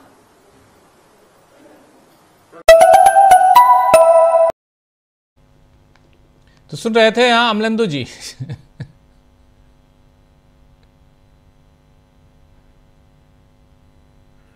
आवाज कोई बेवफा नहीं होता, तो कुछ तो मजबूरियां रही होंगी कि राजनाथ सिंह जो है बेवफा भी हो रहे हैं और गुजराती सरदार वल्लभ भाई पटेल की प्रशंसा कर रहे हैं। आपने गौर से सुनिए जो कह रहे हैं। कह रहे हैं कि गुजरात के सपूत जो हैं उन्होंने जो है सरदार वल्लभ भाई पटेल ने, अरे भाई तो गुजरातियों की इतनी ही पूजा करनी है तो सीधे सीधे मोदी जी की, अमित शाह जी की करो। वो ताया ताया गुजराती हैं, काहे को सरदार वल्लभ भाई पटेल तक जा रहे हो गुजरातियों की पूजा करने के लिए? फिर गांधी तक जाना पड़ेगा। वोट से काम नहीं ना चलेगा। तो ये राजीव जी ये है। लेकिन राजनाथ सिंह ये जानते होंगे कि वो जो के नैयर थे, जो वहाँ के डीएम थे और फिर सांसद हो गए 1952 में जनसंघ से, 1964 में उनकी पत्नी शकुंतला नैयर थी, वो भी सांसद हो गई। लेकिन आज उनके घर में कोई दिया जलाने वाला नहीं है जिन्होंने बाबरी मस्जिद में मूर्तियां रखवाई थी। और सरदार पटेल ने बहुत सख्त लहजे में उस डीएम को का जिक्र करते हुए गोविंद वल्लभ पंत को चिट्ठी लिखी थी कि वहाँ डीएम आपका जो है वो गड़बड़ कर रहा है बहुत ज्यादा। तो ये सरदार पटेल हैं। मुझे राजीव जी याद है, हमारे एक मित्र थे, अब वो इस दुनिया में नहीं है, वो जा रहे थे अमेरिका और उसी समय इनकी यात्रा शुरू हुई थी लालकृष्ण आडवाणी की सोमनाथ से अयोध्या वाली, जिसको लेकर। तो आडवाणी जी जो थे वो उनके पुत्र जो है उनके पास पहुंचे थे सरदार वल्लभ भाई पटेल के, और उनसे कहा कि वो सोमनाथ मंदिर बनवाया था सरदार पटेल ने और आप हमारी इस यात्रा के उद्घाटन के समय उपस्थित रहिए। तो उन्होंने बताया, उन्होंने कहा कि मैंने आडवाणी जी से कहा कि हाँ मुझे अच्छे तरीके से याद है कि हमारे पिता ने तुम आरएसएस वालों को टांगे पकड़ पकड़ के जेल में फेंकवाया था, हमें याद है अच्छे तरीके से, और तुम ये सोचते हो कि हम वहां आ जाएंगे। तो ये राजीव जी फर्स्ट हैंड इंफॉर्मेशन जो है, ये हमारे मित्र हैं वो इस दुनिया में नहीं है, उन्होंने मुझको बताई थी कि उसी समय हवाई अड्डे पर मिले थे और साथ साथ अमेरिका तक गए थे दोनों एक ही जहाज से। तो ये है राजीव जी। तो ये बड़े मतलब जिसको जो इनके ऊपर डंडा चलाता है उसको हमेशा याद रखते हैं, उसको पूजा करते हैं। संजय गांधी को बहुत याद करते थे क्योंकि संजय गांधी ने इमरजेंसी में इनकी खूब जो थी पिटाई की, तो उनको याद रखते हैं। सरदार पटेल ने इनकी खूब पिटाई की तो उनको याद रखते हैं। तो अच्छी बात है, ये तो बहुत अच्छा एक तरह से कहा जाए गुण है कि उसको याद रखते हैं। लेकिन राजनाथ सिंह ये भी भूल रहे हैं राजीव जी कि जब बाबरी मस्जिद शहीद की गई थी, मैं यही कहूंगा कि जब बाबरी मस्जिद शहीद की गई थी और उसके बाद जब उत्तर प्रदेश विधानसभा का चुनाव हुआ, राजनाथ सिंह हार गए थे और सिर्फ हारे नहीं थे, चौथे स्थान पर रहे थे, जमानत जब्त हो गई थी इन्हीं राजनाथ सिंह की। तो राजनाथ सिंह ये भी याद रखें। तो बहुत सारी बातें राजीव जी। तो ये राजनाथ सिंह जो हैं, अब चूंकि हो सकता है राजनाथ सिंह अब जगह लेना चाहते हो गुजरातियों की, तो ये सोच रहे हो कि भाई गुजरातियों की प्रशंसा करके और गुजरात की प्रशंसा करके ही, चूंकि हमारी राष्ट्रपति जो हैं वो भी बता रही थी देश का 75% आदमी जो गुजरात का नमक खाता है, तो अब राजनाथ सिंह भी बता रहे हैं कि हम भी गुजरात का नमक खाते हैं, तो इसलिए गुजरात का नमक खाते हुए बता रहे हैं। बहरहाल राजनाथ सिंह का अपना है वो कुछ भी बातें करते रहते हैं, लेकिन इसी के साथ साथ राजीव जी राजनाथ सिंह का ही एक पुराना वीडियो पंडित नेहरू के बारे में बहुत वायरल होता है, और जिसमें वो पंडित नेहरू की बड़ी तारीफ कर रहे हैं। तो ये जो पलटना है राजीव जी, मोदी सरकार ही नहीं पलटी है, मोदी सरकार के तमाम मंत्री भी पलट रहे हैं। अब सिंधिया अगर पलट रहे हैं तो राजनाथ सिंह को पलटने में काहे दिक्कत नहीं हुई, तो पलट रहे हैं, फिर पलटी मार जाएंगे। तो ये तो राजीव जी अब की बार पलटी मार सरकार है, तो ये पलटी मार रहे हैं, लगातार मारते रहेंगे। लेकिन राजीव जी जिस तरीके से ये जो लाइव संचार साथी ऐप और उसको उन्होंने प्री इंस्टॉल करने की कोशिश की, उसके बाद फिर पलटी मारी है उस पर, लेकिन ये बहुत खतरनाक संकेत राजीव जी हैं, और ये शुरू से जो है विरोधी रहे हैं आम आदमी की प्राइवेसी के। सुप्रीम कोर्ट में सरकार ने बाकायदा कहा कि आम आदमी की कोई प्राइवेसी ही नहीं होती है, यह हलफनामा है सरकार की तरफ से, केंद्र सरकार की तरफ से। तो ये हलफनामा है, तो आप प्राइवेसी बात क्यों करते हैं? इसी तरीके से राजीव जी वो जो डीएनए प्रोफाइलिंग बिल लाया गया, उसमें जो है आपकी वो जांग की और आपकी हाथ की और पुतलियों की सब जो है वो ले ली जाएगी। ये सब क्या है? ये असल में राजीव जी, जिसकी हम लोग पहले भी चर्चा कर चुके हैं, ये असल में अंतर्राष्ट्रीय ताकतें जो हैं वो इसके पीछे हैं, और ये सब तो कठपुतलियां हैं। मसला असली ये है कि इस तरीके की चीजें लाकर किस तरीके से जनसंख्या कम की जानी है दुनिया की, उसका ये प्रयोग है। चूंकि भारत जो है तो अब दुनिया का नंबर 1 आबादी के लिहाज से हो गया, तो यहाँ आबादी कैसे कम की जाए, तो इन्हीं तरीकों से की जा सकती है कि इसके जरिए आपके डीएनए जो खराब किया जाए और आगे जो है यहाँ आबादी नहीं बढ़े। तो ये बड़ा षड्यंत्र जो मालूम पड़ता है, ये उसके इशारे जो हैं ये साफ तौर पर दिखाई पड़ते हैं कि किस तरीके से जनसंख्या कम करने के तरीके हैं। क्योंकि वो संचार साथी ऐप क्या करेगा? अरे भाई आप कहते हैं संचार साथी ऐप ने पहले इनका ज्योतिरादित्य सिंधिया का ही एक टीवी चैनल पे था, उसको पीआईबी जो है उसने और डीओटी जो है उसने उसको ट्वीट भी किया कि जाने कितने हजार बताए कि उस पोर्टल ने फोन जो थे रिकवर कर लिए। बड़ी अच्छी बात है, फोन रिकवर कर लिए, तो भाई ये सारी दुनिया के फोन खो जाएंगे, संचार साथी जो है उस पर डाउनलोड कर लिया जाए और उसके बाद फोन छिनना रुक जाएंगे। यहाँ राजीव जी हम लोग के दफ्तर के नीचे ही हम लोग चर्चा कर रहे थे कि महीना भर करीब हो गया, दफ्तर के नीचे हम लोग के छिन गया था ना मोबाइल दिन में ही, तो ये मोबाइल छिनना रुक जाएंगे, इससे क्या? तो अब कानून व्यवस्था की कोई आवश्यकता नहीं है, मोबाइल छिनना जो है वो संचार साथी ऐप से रुक जाएंगे। पुलिस का काम जो है और राज्य सरकार का काम और प्रशासन का काम अब मोबाइल छीनने की घटनाएं रोकना नहीं है, क्योंकि वो काम संचार साथी कर लेगा। तो भाई ऐसी और ऐप ले आओ, तो पुलिस की जरूरत क्या, हटाओ यहाँ से, फालतू का पैसा खर्च होता है, ऐप से काम चल जाएगा। तो या इस तरह पढ़ें। तो बहुत सारी चीजें राजीव जी इस तरीके की हैं। तो और दूसरी बात जो राजीव जी कि एसआईआर के मसले पर घिरे हुए हैं पूरी तरीके से, उससे ध्यान हटाना है। अब एसआईआर के बाद जो चीजें आ रही है कल, जिसकी हम लोगों ने विस्तार से चर्चा की भी, कि इंडियन एक्सप्रेस की जो खबर आई, उस खबर के बाद राजीव जी, उस खबर के बाद अभी तक उस खबर पे किसी का कोई खंडन भी नहीं आया है। ना सुखबीर सिंह संधू साहब जो चुनाव आयुक्त हैं उनका आया है, ना ज्ञानेश कुमार का आया है, ना चुनाव आयोग की तरफ से आया है, और ना वो मिसलीडिंग का ठप्पा लग के आया अभी तक कि खबर मिसलीडिंग है। तो इसका मतलब राजीव जी, अगर ज्ञानेश कुमार जी में हिम्मत है तो वो शपथ पत्र देकर कहें कि ये खबर झूठी है, वरना देश से माफी मांगे कि उन्होंने देश के साथ विश्वासघात किया है। तीसरा विकल्प नहीं है ज्ञानेश कुमार जी के पास अब उस खबर आने के बाद। तो ज्ञानेश कुमार जी शपथ पत्र देकर कहें कि वो खबर झूठी है, वरना देश से माफी मांगे, ये करना ही पड़ेगा, तीसरा विकल्प बचा नहीं है। तो राजीव जी, चूंकि अब संसद में नारे लग रहे थे, वोट चोर गद्दी छोड़, पुतिन आ रहे हैं, पुतिन के सामने भी अगर नारे लग जाते तो क्या होता, लेकिन पुतिन आ रहे हैं और 3 देशों के राजदूत जो भारत में मौजूद हैं वो पुतिन के खिलाफ जाने क्या क्या लिख देते हैं। यानी कितना बढ़िया हमारा विश्वगुरु है कि आपका एक मित्र आ रहा है जिसको आप बुला रहे हैं, और उसके खिलाफ 3 देशों के आपके यहाँ जो राजदूत हैं वो आपके खिलाफ टिप्पणी, मतलब आपके खिलाफ टिप्पणी कर दे रहे हैं, आपके जो मेहमान आ रहा है उसके खिलाफ। अतिथि देवो पे भूल गए, तो जब ठीक करते हैं पुलिस हटवा लेते वहां से बहन से। तो ये राजीव जी जो चीजें हैं, तो ये सरकार बुरी तरह से घिरी हुई है। अब की बार पलटी मार सरकार, अब ठीक है पलटी मार सरकार है तो पलटी किस किस मारेगी, लेकिन इरादे सरकार के राजीव जी ये साफ तौर पर मालूम पड़ता है कि बहुत ज्यादा खतरनाक हैं, और नागरिकों को, देश के नागरिकों को बहुत सतर्क रहने की आवश्यकता है। जी जी शकील जी, क्या संसद में इरादे नेक नजर आ रहे हैं अब, जबकि ऑलरेडी एसआईआर पे या चुनाव सुधार पे बात करने के लिए तैयार हो गई सरकार, तैयारियां चल रही हैं, अब इरादे नेक हैं सरकार के? सरकार के इरादे नेक कैसे हो सकते हैं? अभी आपने एक जिक्र कर दिया राजीव जी परिनिर्वाण दिवस का, क्या जिक्र किया आपने। वहां सारी तैयारियां हो रही हैं। अंबेडकर की जो प्रतिमा है पार्लियामेंट में, वहां सबसे ज्यादा लोग आते हैं 6 दिसंबर को, परिनिर्वाण दिवस को। पहले ये प्रतिमा सामने हुआ करती थी, बिल्कुल फ्रंट पे, सड़क से आपको दिख जाया करती थी। लोग वहां से देखते थे, बात करते थे, आते थे अंदर, और जो मेन गेट है वहां से लोग आ जाते थे, भारी भीड़ होती थी।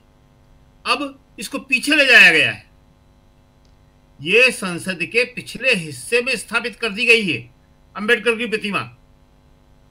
वहां पे पिछली बार भी ऐसे ही हुआ था, लोग जा नहीं पाते, इतनी जगह चेकिंग कराना पड़ती है, इतनी जगह सुरक्षा का तामझाम खड़ा कर रखा है। यहां तो सामने से आ जाते थे, सड़क से देख लेते थे। अंबेडकर को भी ये जिस तरह नेहरू को कर रहे हैं, गांधी को कर रहे हैं, अंबेडकर को भी छोटा बनाने की कोशिश कर रहे हैं। लोग उन्हें भी भूल जाए, ये भी कोशिश कर रहे हैं। तो ये जो है संसद के अंदर वो सारी चीजें कर रहे हैं। एसआईआर का आपने कहा, तो आप देखिए कि बीएलओ की इतनी मौत हो रही है, और इस पे हम लोग बात कर रहे हैं और सोच रहे हैं कि मोदी जी ने कुछ नहीं कहा, ज्ञानेश कुमार ने कुछ नहीं कहा। मोदी जी ने तो 700 किसान मर गए थे, उस पर कुछ नहीं कहा, संसद के अंदर उसकी श्रद्धांजलि नहीं होने दी। और जब कहा तो क्या कहा कि क्या मेरे लिए मरे थे। तो ये तो 30, 35 हैं, 40 हैं। लेकिन एक बात है, आज तक सरकार के द्वारा चलाए गए किसी भी प्रोग्राम में इतनी मौतें कभी नहीं हुई जी। उस अभियान को चलाने वालों की, उस काम को करने वालों की, उससे जुड़े लोगों की कभी मौतें नहीं हुई। बाढ़ में, सूखे में या प्राकृतिक आपदा में, उसमें भी सरकार के लोग काम करने जाते हैं, वहां भी नहीं हुई। और ये एक सामान्य काम है, इसके अंदर सरकार ये कर रही है, ये बहुत बड़ी बात है।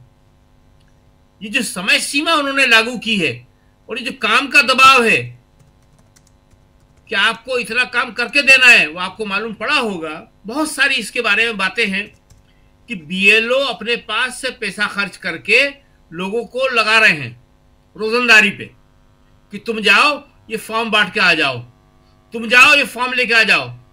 मैं आज इस सोसाइटी में जा रहा हूं, तुम उस सोसाइटी में चले जाओ। मैं आज उस गांव जा रहा हूं, तुम उस गांव चले जाओ। 1000, 1200, 1500 वोटर हैं एक के पास, वो लोग पकड़ के बिठा लेते हैं कि हमारा फॉर्म भरवाओ। बहुत बड़ी मुश्किल से बीएलओ भी गुजर रहा है और मतदाता भी गुजर रहा है। ऐसा कभी नहीं हुआ देश में। तो ये एसआईआर पे लगी चर्चा होगी, जरूर होगी, और इसमें सरकार के लिए जवाब देना बहुत मुश्किल हो जाएगा। इसीलिए उन्होंने पहले वंदे मातरम पे रखी है। सोचते हैं कि वंदे मातरम पे कांग्रेस को वो बैकफुट पे ले आएंगे, पर कांग्रेस वंदे मातरम बैकफुट पे आने वाली क्यों है? कांग्रेस तो हमेशा से वंदे मातरम गाती रही है, वंदे मातरम बोलती रही है। उसका हर सम्मेलन जो है वंदे मातरम से शुरू होता है। बीजेपी के किसी सम्मेलन में आज तक वंदे मातरम गाया हो हमें नहीं मालूम। तो इसलिए जो है, चाहे कोई भी कोशिश कर ले, ये एसआईआर के मुद्दे को अब ये दबा नहीं सकते। जी जी जी जी, बिल्कुल बिल्कुल। एसआईआर का मुद्दा बहुत गंभीर मुद्दा है। जरा डॉक्टर साहब आपके पास भी आना चाहता हूं इस मसले पे। और देखिए, इतने बीएलओज की डेथ हो गई, खुद की जान ले रहे हैं अलग अलग। और सही कह रहे थे प्रेम कुमार जी, शायद कह रहे थे कि बंगाल की बात को छोड़ दीजिए, अगर बंगाल की बात अगर देखी जाए तो यहाँ उत्तर प्रदेश में क्या चल रहा है? उत्तर प्रदेश में भी तो वही हो रहा है अलग अलग जगहों से। लेकिन क्या ये चर्चा जो अभी 9 तारीख को होनी है, उससे और ये अभी जो हो रहा है, इस पर कोई असर होगा? अभी टाइम है, सप्ताह भर का टाइम है, अगले सप्ताह मंगलवार को चर्चा होनी है इस पे। लेकिन चुनाव सुधार की जब बात आती है तो ये सारी बातें आएंगी ना। डॉक्टर साहब इस पर आएंगे थोड़ा सा, चूंकि आज बहुत महत्वपूर्ण विषय है, पंडित नेहरू और सरदार पटेल, सोमनाथ का मंदिर। तो हमारा और डीवी लाइव का, हम सबका दायित्व है कि हम अपने दर्शकों को अपडेट करें जितनी जानकारी हम लोगों को मिलती है। दो तीन बातें और जोड़ देना चाहते हैं जो राजनाथ सिंह अपने भाषण में बताना भूल गए। जब जामनगर का विलय हुआ, भारत में रियासतों का विलय हो गया, उसके बाद सरदार पटेल और एन.वी. गाडगिल जो उस वक्त लोक निर्माण मंत्री थे, वे दौरे पर गए हुए। जब मंदिर की दशा उन्होंने देखी तो वहीं पर घोषणा की सरदार पटेल ने, इसका जीर्णोद्धार किया जाएगा। तब तत्कालीन जो जामनगर का प्रशासन था उसने दान किया, नवाब ने दान किया। इसके बाद ये मंदिर के पुनर्निर्माण का जो फैसला है वो जिस कैबिनेट में हुआ था उसकी अध्यक्षता पंडित जवाहरलाल नेहरू कर रहे थे। इसके बाद महात्मा गांधी के अनुरोध पर, उनके आग्रह पर यह तय किया गया कि जनता के पैसे से ये बनना चाहिए। सरदार पटेल की मृत्यु 15 दिसंबर 1950 को हो गई। अब आज से 10 दिन बाद वो तारीख आने वाली है उनकी पुण्यतिथि। मंदिर का निर्माण 1951 में शुरू हुआ और लगातार वर्षों तक वो काम चलता रहा। 1947 से लेकर अपनी मृत्यु तक पंडित जवाहरलाल नेहरू प्रधानमंत्री थे। मंदिर के निर्माण पुनर्निर्माण की प्रक्रिया के दिन से पंडित नेहरू को नियमित रूप से निर्माण कार्य की रिपोर्ट पेश की जाती थी और इसके निर्माण में सिर्फ हिंदुओं का चंदा या दान नहीं लगा डॉक्टर साहब, मुसलमान, सिख, ईसाई, पारसियों सबका अंशदान है इसके पुनर्निर्माण। तो राजनाथ सिंह ये जो दावा कर रहे हैं कि सरदार पटेल ने सोमनाथ का मंदिर बनवाया, तो कोई भी गृह मंत्री अपने प्रधानमंत्री की अध्यक्षता में हुई बैठक में लिए गए निर्णय से अलग नहीं हो सकता। जैसा कि मैंने कहा, उस कैबिनेट की बैठक अध्यक्षता खुद प्रधानमंत्री नेहरू कर रहे थे जिसमें इसका प्रस्ताव पारित हुआ है। तो कुल मिलाकर जो मंशा शकील जी ने, प्रशांत जी ने भी बताई, हिंदू मुस्लिम भावना को उभारना है। आने वाले समय में जितने चुनाव होने हैं उसको लेकर राजनाथ सिंह दिमाग में टारगेट वही रखे कि किसी बहाने से बाबरी मस्जिद का मुद्दा चिल्लाए रखा जाए और हिंदू मुस्लिम करते रहें। अब जहां तक एसआईआर पर चर्चा का सवाल है, नरेंद्र मोदी की सरकार, केंद्र सरकार सारे जरूरी मुद्दों पर बात करने से बच रही है। इतने शोर शराबे, तमाम विरोध के बाद अब चर्चा के लिए तैयार हुए। शकील साहब ने ठीक कहा कि जब 700 किसान मरे तब किसी के कानों पर जू नहीं रहेगी। इस देश में पिछले 10 सालों में कितने लोग किन किन मामलों में कतारों में लगकर मर गए। क्या एक बार भी संवेदनशीलता का एक शब्द भी हमने प्रधानमंत्री के मुंह से सुना?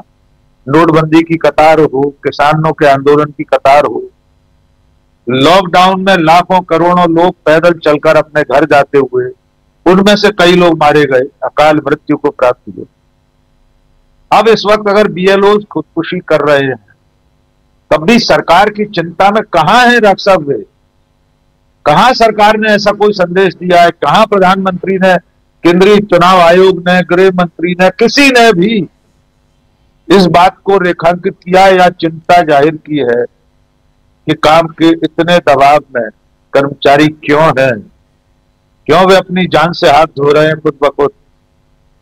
इसलिए इस बहस में भी, इस चर्चा में भी सरकार कितनी संवेदनशील होगी इस मुद्दे पर, बीएलओस की मौत पर, उनकी आत्महत्याओं पर, यह हम तब देखेंगे जब सदन में चर्चा होगी जी। लेकिन कुल मिला के सरकार की जो मंशा है वो आने वाले राज्यों के चुनाव और आगे चलकर हो सकता है मध्यावधि चुनाव की कोई नियत रखे हो मन में कि इस सब के जरिए अपने हिसाब से मतदाता सूचियों को दुरुस्त करा लिया जाए, फिर अचानक एक दिन मध्यावधि चुनाव करा दिया जाए। क्योंकि नरेंद्र मोदी का जो ब्रांड है, ब्रांड नरेंद्र मोदी की जो हैसियत है वो लगातार घट रही। इससे पहले कि जनता में कोई बहुत ज्यादा बड़ी प्रतिक्रिया हो, एक बार और चुनाव करा लिया जाए, वो भी अपने मन मुताबिक मतदाता सूचियों से। जी, ये बहुत इंपॉर्टेंट बात आप कह रहे हैं। इस पे चर्चा आगे बढ़ानी चाहिए। मन मुताबिक आप मतदाता सूची तैयार कर लेंगे, मन मुआफिक आप चुनाव करवा लेंगे, लेकिन क्या अब प्रशांत जी संभव है ऐसा? बिहार में आपने करवा लिया, आपने महाराष्ट्र में करवा लिया, आपने हरियाणा में करवा लिया, हर घड़ी हर चुनाव आप अपने हिसाब से करवाएंगे, संभव है? फिर तो अभी बहस भी नहीं नहीं चाहती थी सरकार करवाना, फिर क्यों करवा रही है नहीं, संसद? कामयाब तो आप इनका रिकॉर्ड देखें अगर आप, तो ये वोटर एडिशन, SIR, मतदाता सूची में छेड़छाड़ और लेवल प्ले फील्ड को डिस्टर्ब करना, ये सारे हथकंडे वहीं चल पा रहे हैं जहां सरकारें इनकी हैं। जहां सरकार नहीं वहां नहीं चल पा रहे। तो इनको एक एक्टिव कमिटेड ब्यूरोक्रेसी भी चाहिए राज्य में, तो झारखंड नहीं हो पाया, तो ये भी एक मजबूरी है। लेकिन उसके अलावा राजीव जी, जो मैं पहले कह रहा था कि देखिए इस वक्त देश की स्थिति क्या है, डॉलर 90 के पार है जी, और इसका बुरा असर हवाई इंडस्ट्री पे है। और ये असर किसका, 90 कहां से पार हो रहा है, 90 पार हो रहा है अब ट्रंप के टैरिफ का असर दिखाई दे रहा है हमारे एक्सपोर्ट्स पर। अब इसका मतलब क्या है, तमाम सारे जो लोग हैं जिनको मोदी जी बड़ा प्यारी है, NRIs, वहां जो बच्चे पढ़ रहे हैं विदेशों में, उनके कॉलेज में फीस बढ़ाई हो ना बढ़ाई हो, उनके हॉस्टल में फीस बढ़ी हो ना बढ़ी हो, लेकिन डॉलर 90 रुपए का होने पर उनकी फीस बढ़ गई।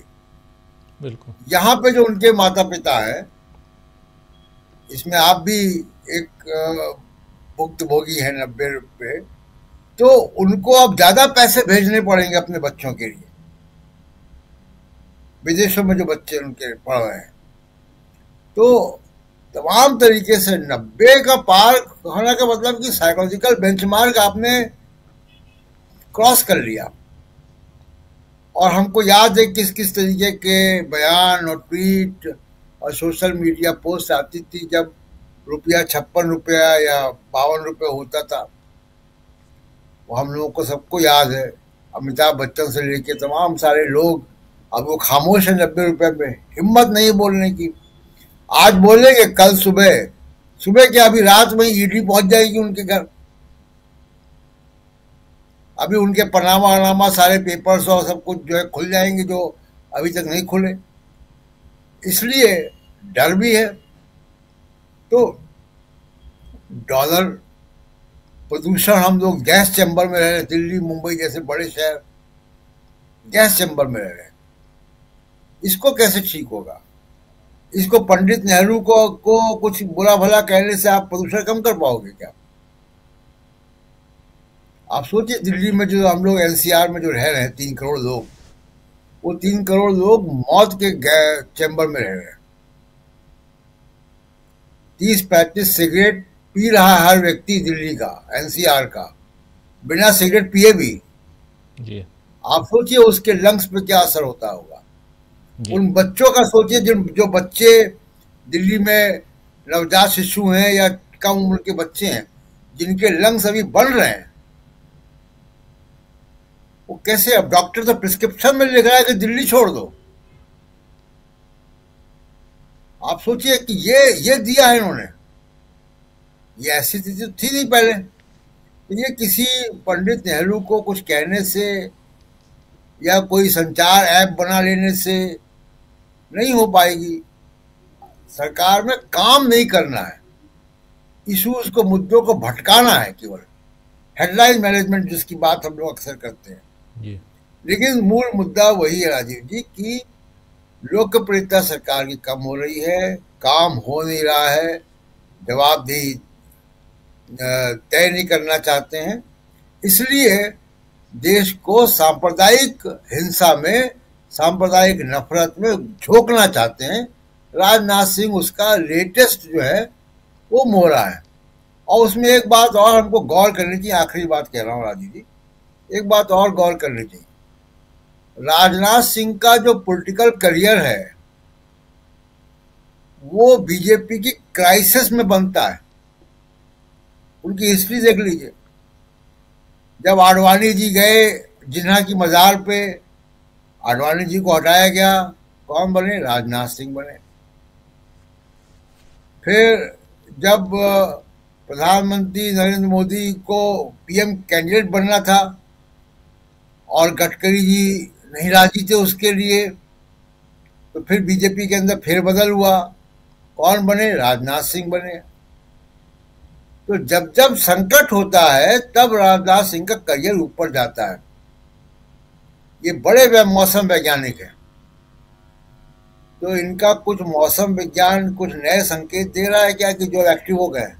जी राजीव जी, बिल्कुल बिल्कुल मौसम विज्ञान। लेकिन सुनील जी, क्या यहाँ प्रेशर दबाव है? क्या यहाँ नरेंद्र मोदी जो जिन राज्यों में इनकी सरकारें नहीं हैं वहां ज्यादा प्रेशर में हैं?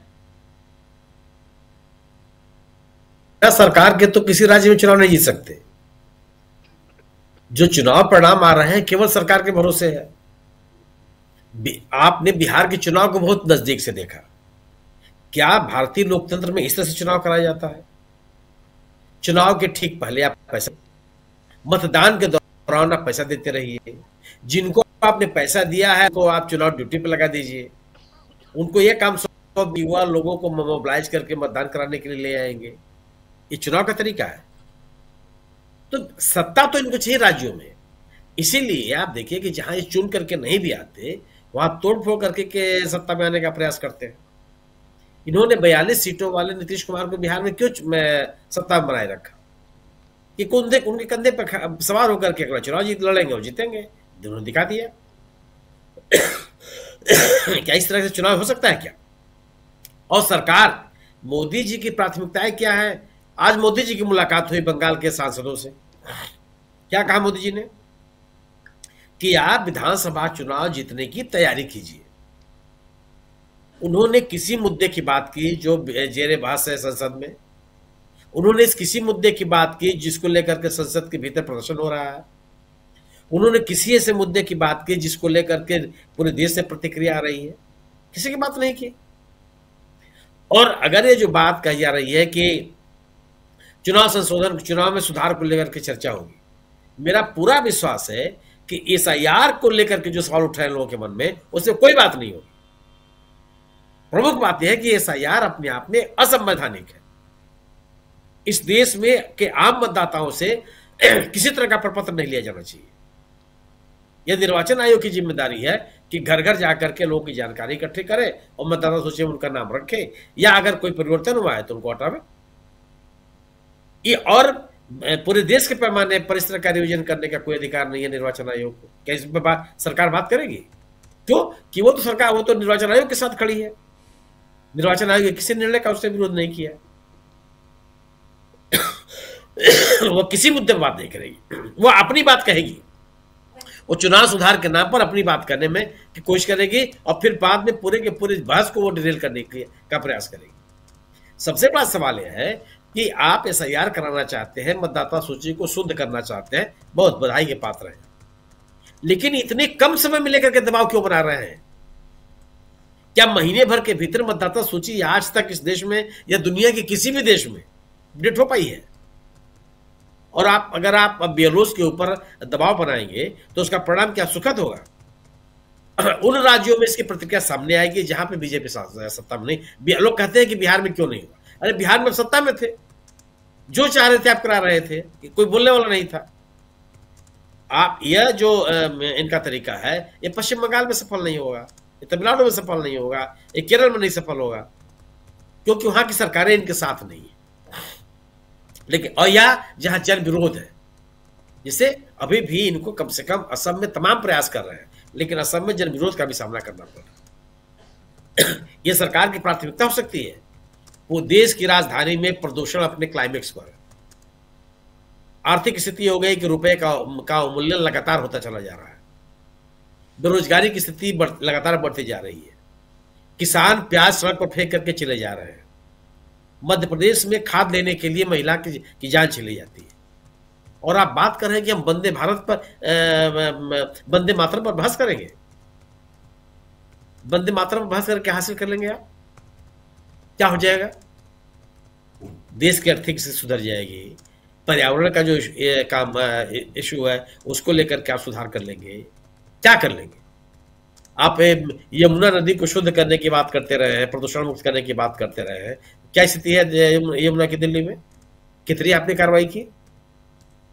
तो देश के सामने जो चुनौतियां हैं, उन चुनौतियों पर बात नहीं करनी है। क्यों?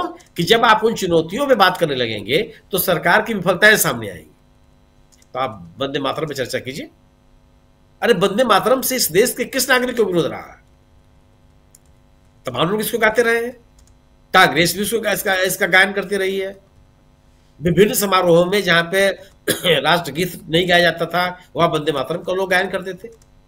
किसी ने विरोध तो नहीं किया। मैंने आज तक कोई भी ऐसा कार्यक्रम नहीं देखा है जिसमें वंदे मातरम को लेकर के विरोध हुआ हो और आप उस पर चर्चा कराएं। क्या चर्चा कराएंगे? वो पॉलिटिकल नैरेटिव ही तो बनाएंगे कि एक कांग्रेस ने अपने 2 स्टेंजर खत्म कर दिया और धार्मिक पोषण की बात की। यही तो आप करना चाहते हैं। तो कांग्रेस का निर्णय था वो। फिर तो आप रविंद्र टैगोर को गाली दे रहे हैं। रविंद्र टैगोर की आलोचना कर रहे हैं आप, कन्हैया मुंशी की आप आलोचना कर रहे हैं।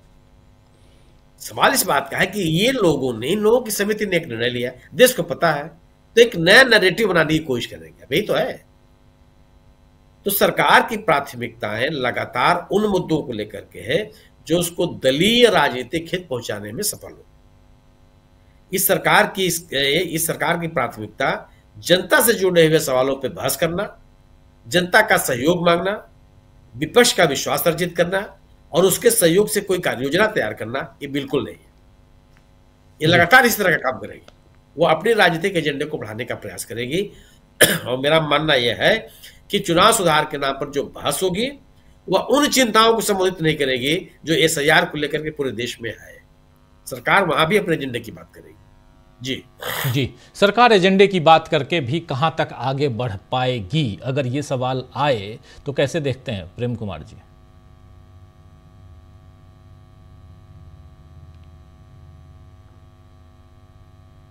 आवाज नहीं आ रही, अनम्यूट कर लीजिए। कुछ शायद हाँ, आवाज आ रही है? आ रही है, अब आ रही है जी। हाँ, अनम्यूट नहीं हो रहा था जी। देखिए राजीव जी, देश में एक से एक घटनाएं घट रही हैं और ऐसी घटनाएं घट रही हैं जो इस सरकार को एक्सपोज करने के लिए काफी हैं। मैं एक घटना का जिक्र करूंगा कि गुजरात की एक भगोड़ा, जिसको कि इसी दिसंबर महीने में रिलीज कर दिया गया, छोड़ दिया गया, जो कि हजारों करोड़ का वो लेकर के गुजरात से भागा हुआ था। वो अहमद पटेल का नजदीकी बताया जाता था और 2010 से उस पर चल रहा था मामला। 2017 में ईडी के पास भी मामला था और मैं पूरा उसमें नहीं जाता, लेकिन देखिए 5100 करोड़ रुपए लेकर के उसको उसके ऊपर क्रिमिनल चार्जेज भी खत्म कर दिया गया, जबकि कई गुना ज्यादा वो लेकर भागा हुआ है। ये भी क्या एक डील है, एक डील है। चाहे भ्रष्टाचारी कांग्रेस के जमाने के क्यों ना हो, उनके साथ भी आज डील कर ली जा रही है और क्रिमिनल आरोप तब खत्म हो रहे हैं। उसमें ईडी अपने चार्जशीट वापस ले लेता है, सुप्रीम कोर्ट में सारा मामला सेटल हो जाता है। ये सेटलमेंट भी एक अपने आप तरह का फ्रॉड है और इस सब संवैधानिक संस्थाओं की मिली भगत से हो रहा है ये, और इसको कायदे में लाया जा रहा है, बताया जा रहा है। इस तरह की घटनाएं भी हैं जिस पर देश का ध्यान नहीं जा रहा है। इसके अलावा जो पॉलिटिक्स चल रही है, ये इतने पाप हो रहे हैं कि पाप का घड़ा जो फूटना जिसको बोलते हैं वो फूटने लगा है और अब जनता को एक एक बात का पता धीरे धीरे चलने लगा है। अपोजिशन निश्चित रूप से स्ट्रगल करता हुआ दिखा है। कांग्रेस खड़ी होने की कोशिश करती रही है, तमाम बाधाएं आई हैं। राहुल गांधी निश्चित रूप से क्रमशः विश्वसनीय होते गए हैं। आज उनकी बातों पर देश भरोसा करता है। वो जो बात बोल देते हैं वो बात लागू होती है।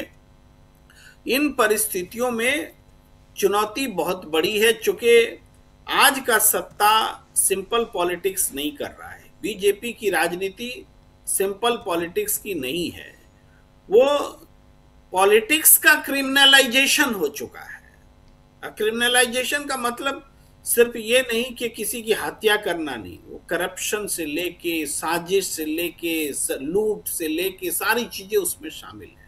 अपोजिशन को जेल में डलवाना, उसके खाते सीज करना, फ्रीज करना, उसको परेशान करना, सांसदों की खरीद फरोख्त, विधायकों की खरीद फरोख्त, सरकार गिराना, एक तरह से पूरी पॉलिटिक्स को ही क्रिमिनलाइज कर दिया गया है। ऐसे ही थोड़ी आवाज उठती है कि हेमंत सोरेन अब जाने वाले हैं, तब जाने वाले हैं। कोशिश होती है तब आवाज उठती है। अभी मैं आपको बताऊं, थोड़ी देर पहले कांग्रेस के बड़े नेता वो राहुल गांधी के नजदीकी वेणुगोपाल जी का ट्वीट आया।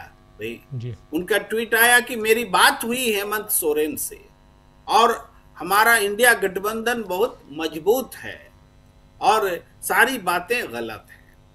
ये ठीक है, सफल नहीं हुए भाई सरकार, लेकिन कोशिश कर रही थी, तभी ये हवा चल रही थी।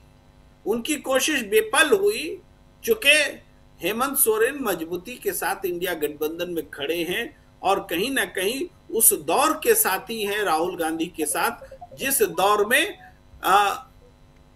दौर में एक तरह से उनको जेल भेजा गया, परेशान किया गया, पार्टी तोड़ने की कोशिश हुई, ये सारी चीजें हुई और उसको झेला तो हेमंत सोरेन इंटैक्ट है। लेकिन बहुत सारे लोग इधर उधर हुए, पार्टी के लोग भी टूटे, ये सारी चीजें झेलनी पड़ी हैं। तो स्ट्रगल आसान नहीं है। संसद के भीतर माइक बंद कर देना, बोलने नहीं देना, संसद चलने नहीं देना, संसद का सत्र छोटा कर देना, वहां तरह तरह के डिस्ट्रैक्शंस पैदा करना संसद के भीतर, संसद के बाहर से, ताकि संसद ही ना रह जाए, यहां तक पॉलिटिक्स आ गई है। तो इस पॉलिटिक्स से लड़ाई, इस पॉलिटिक्स का मुकाबला करना आसान काम। लोग बोल देते हैं कि राहुल गांधी सक नहीं रहे हैं, कि अपोजिशन सक नहीं रहा है। अरे भाई, वो अपनी हैसियत से ज्यादा संघर्ष कर रहा है और वो संघर्ष बेकार नहीं जा रहा है। धीरे धीरे गलत करने वाले लोग एक्सपोज हो रहे हैं। मैं बार बार उदाहरण देता हूं राजीव जी कि बहुत पहले मैं जब मेट्रो में सफर करता था, बातचीत होती थी, दो लोग बात करते हुए जा रहे होते थे और नरेंद्र मोदी पे चर्चा होती थी, मैं थोड़ा खिलाफ में बोलता था तो अगल बगल से लोग हम बोलने लगते थे मोदी के खिलाफ आप नहीं बोल सकते। ये माहौल था किसी जमाने में। लेकिन आज 4 लोग शामिल हो जाते हैं मोदी के खिलाफ बोलने में। आज ये माहौल बदला है। और ये माहौल किसने बदला है? ये माहौल राहुल गांधी और कांग्रेस के नेतृत्व में जो अपोजिशन खड़ा हुआ, उसने जो संघर्ष किया, उसके कारण बदला है। और निश्चित रूप से आप जैसे लोगों का भी योगदान है राजीव रंजन जी, जिन्होंने इस माहौल को जनता के बीच समझाने का प्रयास किया है, तब ये माहौल बदला है। तो राजनीति को हम एक दिन, उसी दिन या 10-15 दिन में घटी घटनाओं के आलोक में न देखें। हम इसको थोड़ा पहले और थोड़ा आगे की तरह से सोचकर देखेंगे तो हमें सब कुछ साफ साफ नजर आएगा। और हमें दिखता है कि ये संघर्ष अभी लंबा चल रहा है, थोड़ा और लंबा चलेगा, लेकिन परिणति जो होगी वो लोकतंत्र को बचाने के रूप में होगी, ऐसा हमारा विश्वास है। इसीलिए हम इस संघर्ष में शामिल हैं। जी। चलिए, चलते चलते एक खबर बताना चाहता हूं। हालांकि टाइम काफ़ी हो चुका है, 12 मिनट एक्स्ट्रा, 8:30 बजे प्रोग्राम खत्म करना होता है, 8:42 हो रहा है। लेकिन एक बहुत इंपॉर्टेंट खबर, अभिजीत गांगुली का नाम आप लोगों ने सुना होगा। अभिजीत गांगुली, न्यायमूर्ति अभिजीत गांगुली, जो बाद में बीजेपी ज्वाइन कर लेते हैं, सांसद बन जाते हैं। वही अभिजीत गांगुली जब वो कलकत्ता उच्च न्यायालय हाई कोर्ट में न्यायमूर्ति थे तो उन्होंने एक फैसला सुनाया था। 32,000 प्राइमरी टीचर्स की नौकरी उन्होंने समाप्त कर दी थी। अब कलकत्ता उच्च न्यायालय, कलकत्ता हाई कोर्ट की खंडपीठ ने न्यायमूर्ति अभिजीत गांगुली के उस आदेश को रद्द कर दिया है जिसमें पश्चिम बंगाल के 32,000 प्राइमरी टीचर्स की सेवा समाप्त कर दी गई थी। इस बेंच ने कहा है कि न्यायमूर्ति गांगुली के आदेश का कोई भी आधार नहीं है, कोई भ्रष्टाचार साबित नहीं हुआ है और न्यायमूर्ति गांगुली का आदेश न्याय संगत नहीं था। और इसके साथ साथ 32,000 शिक्षकों को की नौकरी जो है उन लोगों ने अब बचा ली है। और गांगुली की राजनीतिक मंशा वो आप लोगों ने देखा और कैसे वो बाद में बीजेपी ज्वाइन कर लेते हैं और उसके बाद क्या कुछ होता है ये आप सब अच्छी तरह से जानते हैं। तो ये 32,000 प्राइमरी टीचर्स जो पश्चिम बंगाल के हैं उनके लिए एक सुखद खबर है। अब इसके पीछे धांधली हुई, भ्रष्टाचार हुआ नहीं हुआ नहीं जानता मैं, इसलिए क्योंकि ये मामला कोर्ट का है, कोर्ट ने इस पे फैसला सुनाया है। प्रशांत जी जल्दी से कुछ कहना चाह रहे हैं और सुनील शुक्ला जी भी जोड़ना चाह रहे हैं। जी प्रशांत जी। सिर्फ एक सेंटेंस कि पश्चिम बंगाल के चुनाव में अब ये गांगुली जी, जस्टिस गांगुली प्रचार नहीं कर पाएंगे लगता है। जी सुनील शुक्ला जी कुछ जोड़ना चाह रहे हैं। इसमें सबसे बड़ी चीज है कि राज्य सरकार लगातार लगी रही, उस निर्णय से सहमत कभी नहीं थी और ये राज्य सरकार की चुनौती है। मैंने जो पिटीशन दाखिल हुआ, स्टेट गवर्नमेंट ने इसमें चुनौती दिया था, उन शिक्षकों को नहीं रखा गया इसमें, क्यों अलग अलग पिटीशन दाखिल करें जी। तो इस निर्णय का एक राजनीतिक लाभ भी टीएमसी गवर्नमेंट को मिलेगी। बिल्कुल और भारतीय जनता पार्टी एक्सपोज हो, क्योंकि भारतीय जनता पार्टी ने इस निर्णय की आलोचना नहीं किया, एक बार भी नहीं किया कि इसके खिलाफ आप पिटीशन दाखिल कीजिए। कैसे कोई किसी एक झटके में इस तरह का निर्णय ले सकता है? ये बहुत बड़ा फैसला है, बहुत बड़ा फैसला है और सरकार के पक्ष में सरकार हमेशा उन शिक्षकों, उन टीचर्स के साथ खड़ी रही और उसके लिए लड़ती रही। और जस्टिस अभिजीत गांगुली जो अब सांसद बन चुके हैं, उन्होंने वहां से त्यागपत्र दे दिया था, वो साहब यहां एक्सपोज हो गए। आदेश कैसे दिए जाते हैं और कैसे आप जिस रंग में रंगे हुए हैं उसी ढंग से अगर आप न्यायमूर्ति हैं, अगर आप उस कुर्सी पर बैठे हैं तो आपके लिए कोई भी रंग नहीं होना चाहिए, इनफैक्ट सफेद भी नहीं होना चाहिए। आंखों पे पट्टी तो खैर हटा दी गई, आंखों से पट्टी, चलिए कोई बात नहीं। ये मामला कलकत्ता उच्च न्यायालय की खंडपीठ 2 जजों की बेंच का फैसला, और ये बहुत महत्वपूर्ण फैसला है, बहुत इंपॉर्टेंट फैसला है, जिसमें 32,000 प्राइमरी शिक्षक अब दोबारा अपनी नौकरी, उनकी नौकरी बहाल होगी और दोबारा अपनी नौकरी पाएंगे। और ये तब जबकि पश्चिम बंगाल में चुनाव की बारी है, यानी अगले साल। अब ये दिसंबर का महीना जा रहा है और जैसे जनवरी आएगा आप देखिए चुनाव की वहां पर सुगबुगाहट तेज हो जाएगी और मार्च और अप्रैल में चुनाव होना है। देखते हैं इसका कितना असर होता है। 32,000 परिवार होंगे, 32,000 सिर्फ शिक्षक नहीं, 32,000 परिवार। बहुत बहुत शुक्रिया आप तमाम साथियों का, सुनील जी, प्रशांत जी, डॉक्टर राकेश पाठक जी, शकील जी, प्रेम कुमार जी और अमलेंदु उपाध्याय जी, आप सबका बहुत शुक्रिया, बहुत धन्यवाद इस चर्चा में बने रहने के लिए। आप तमाम साथियों, आप सबका भी शुक्रिया अदा करता हूं। काफ़ी लेट तक आप लोगों के साथ जुड़ा रहा, आप लोग जुड़े रहे, आप सबका भी शुक्रिया अदा। बहुत सारी खबरें आ जाती हैं, बहुत सारी बातें, और 6 हमारे साथी जिनके विचारों को भी आप लोगों तक पहुँचाना बहुत ज़रूरी था। और इस चर्चा को अब यहीं समाप्त करने की इजाज़त चाहता हूँ। श्री किरण जी हमारे साथ हैं और नरेश कुंदलवाल साहब हैं हमारे साथ, और मुन्ना खान साहब, शमशाद जी, अशोक शर्मा जी और ऐसे तमाम साथियों, इस चर्चा को यहीं समाप्त करने की इजाज़त चाहता हूं। कल शाम 7 बजे फिर मुलाकात होगी कुछ ऐसी खबरों के साथ, कुछ ऐसे ही पैनलिस्ट दोस्तों के साथ, और आप सबका हमेशा की तरह इंतजार रहेगा। तो जुड़े रहिए हमारे साथ और देखते रहिए DV लाइव। नमस्कार, गुड नाइट, शुभ रात्रि, शब ब खैर।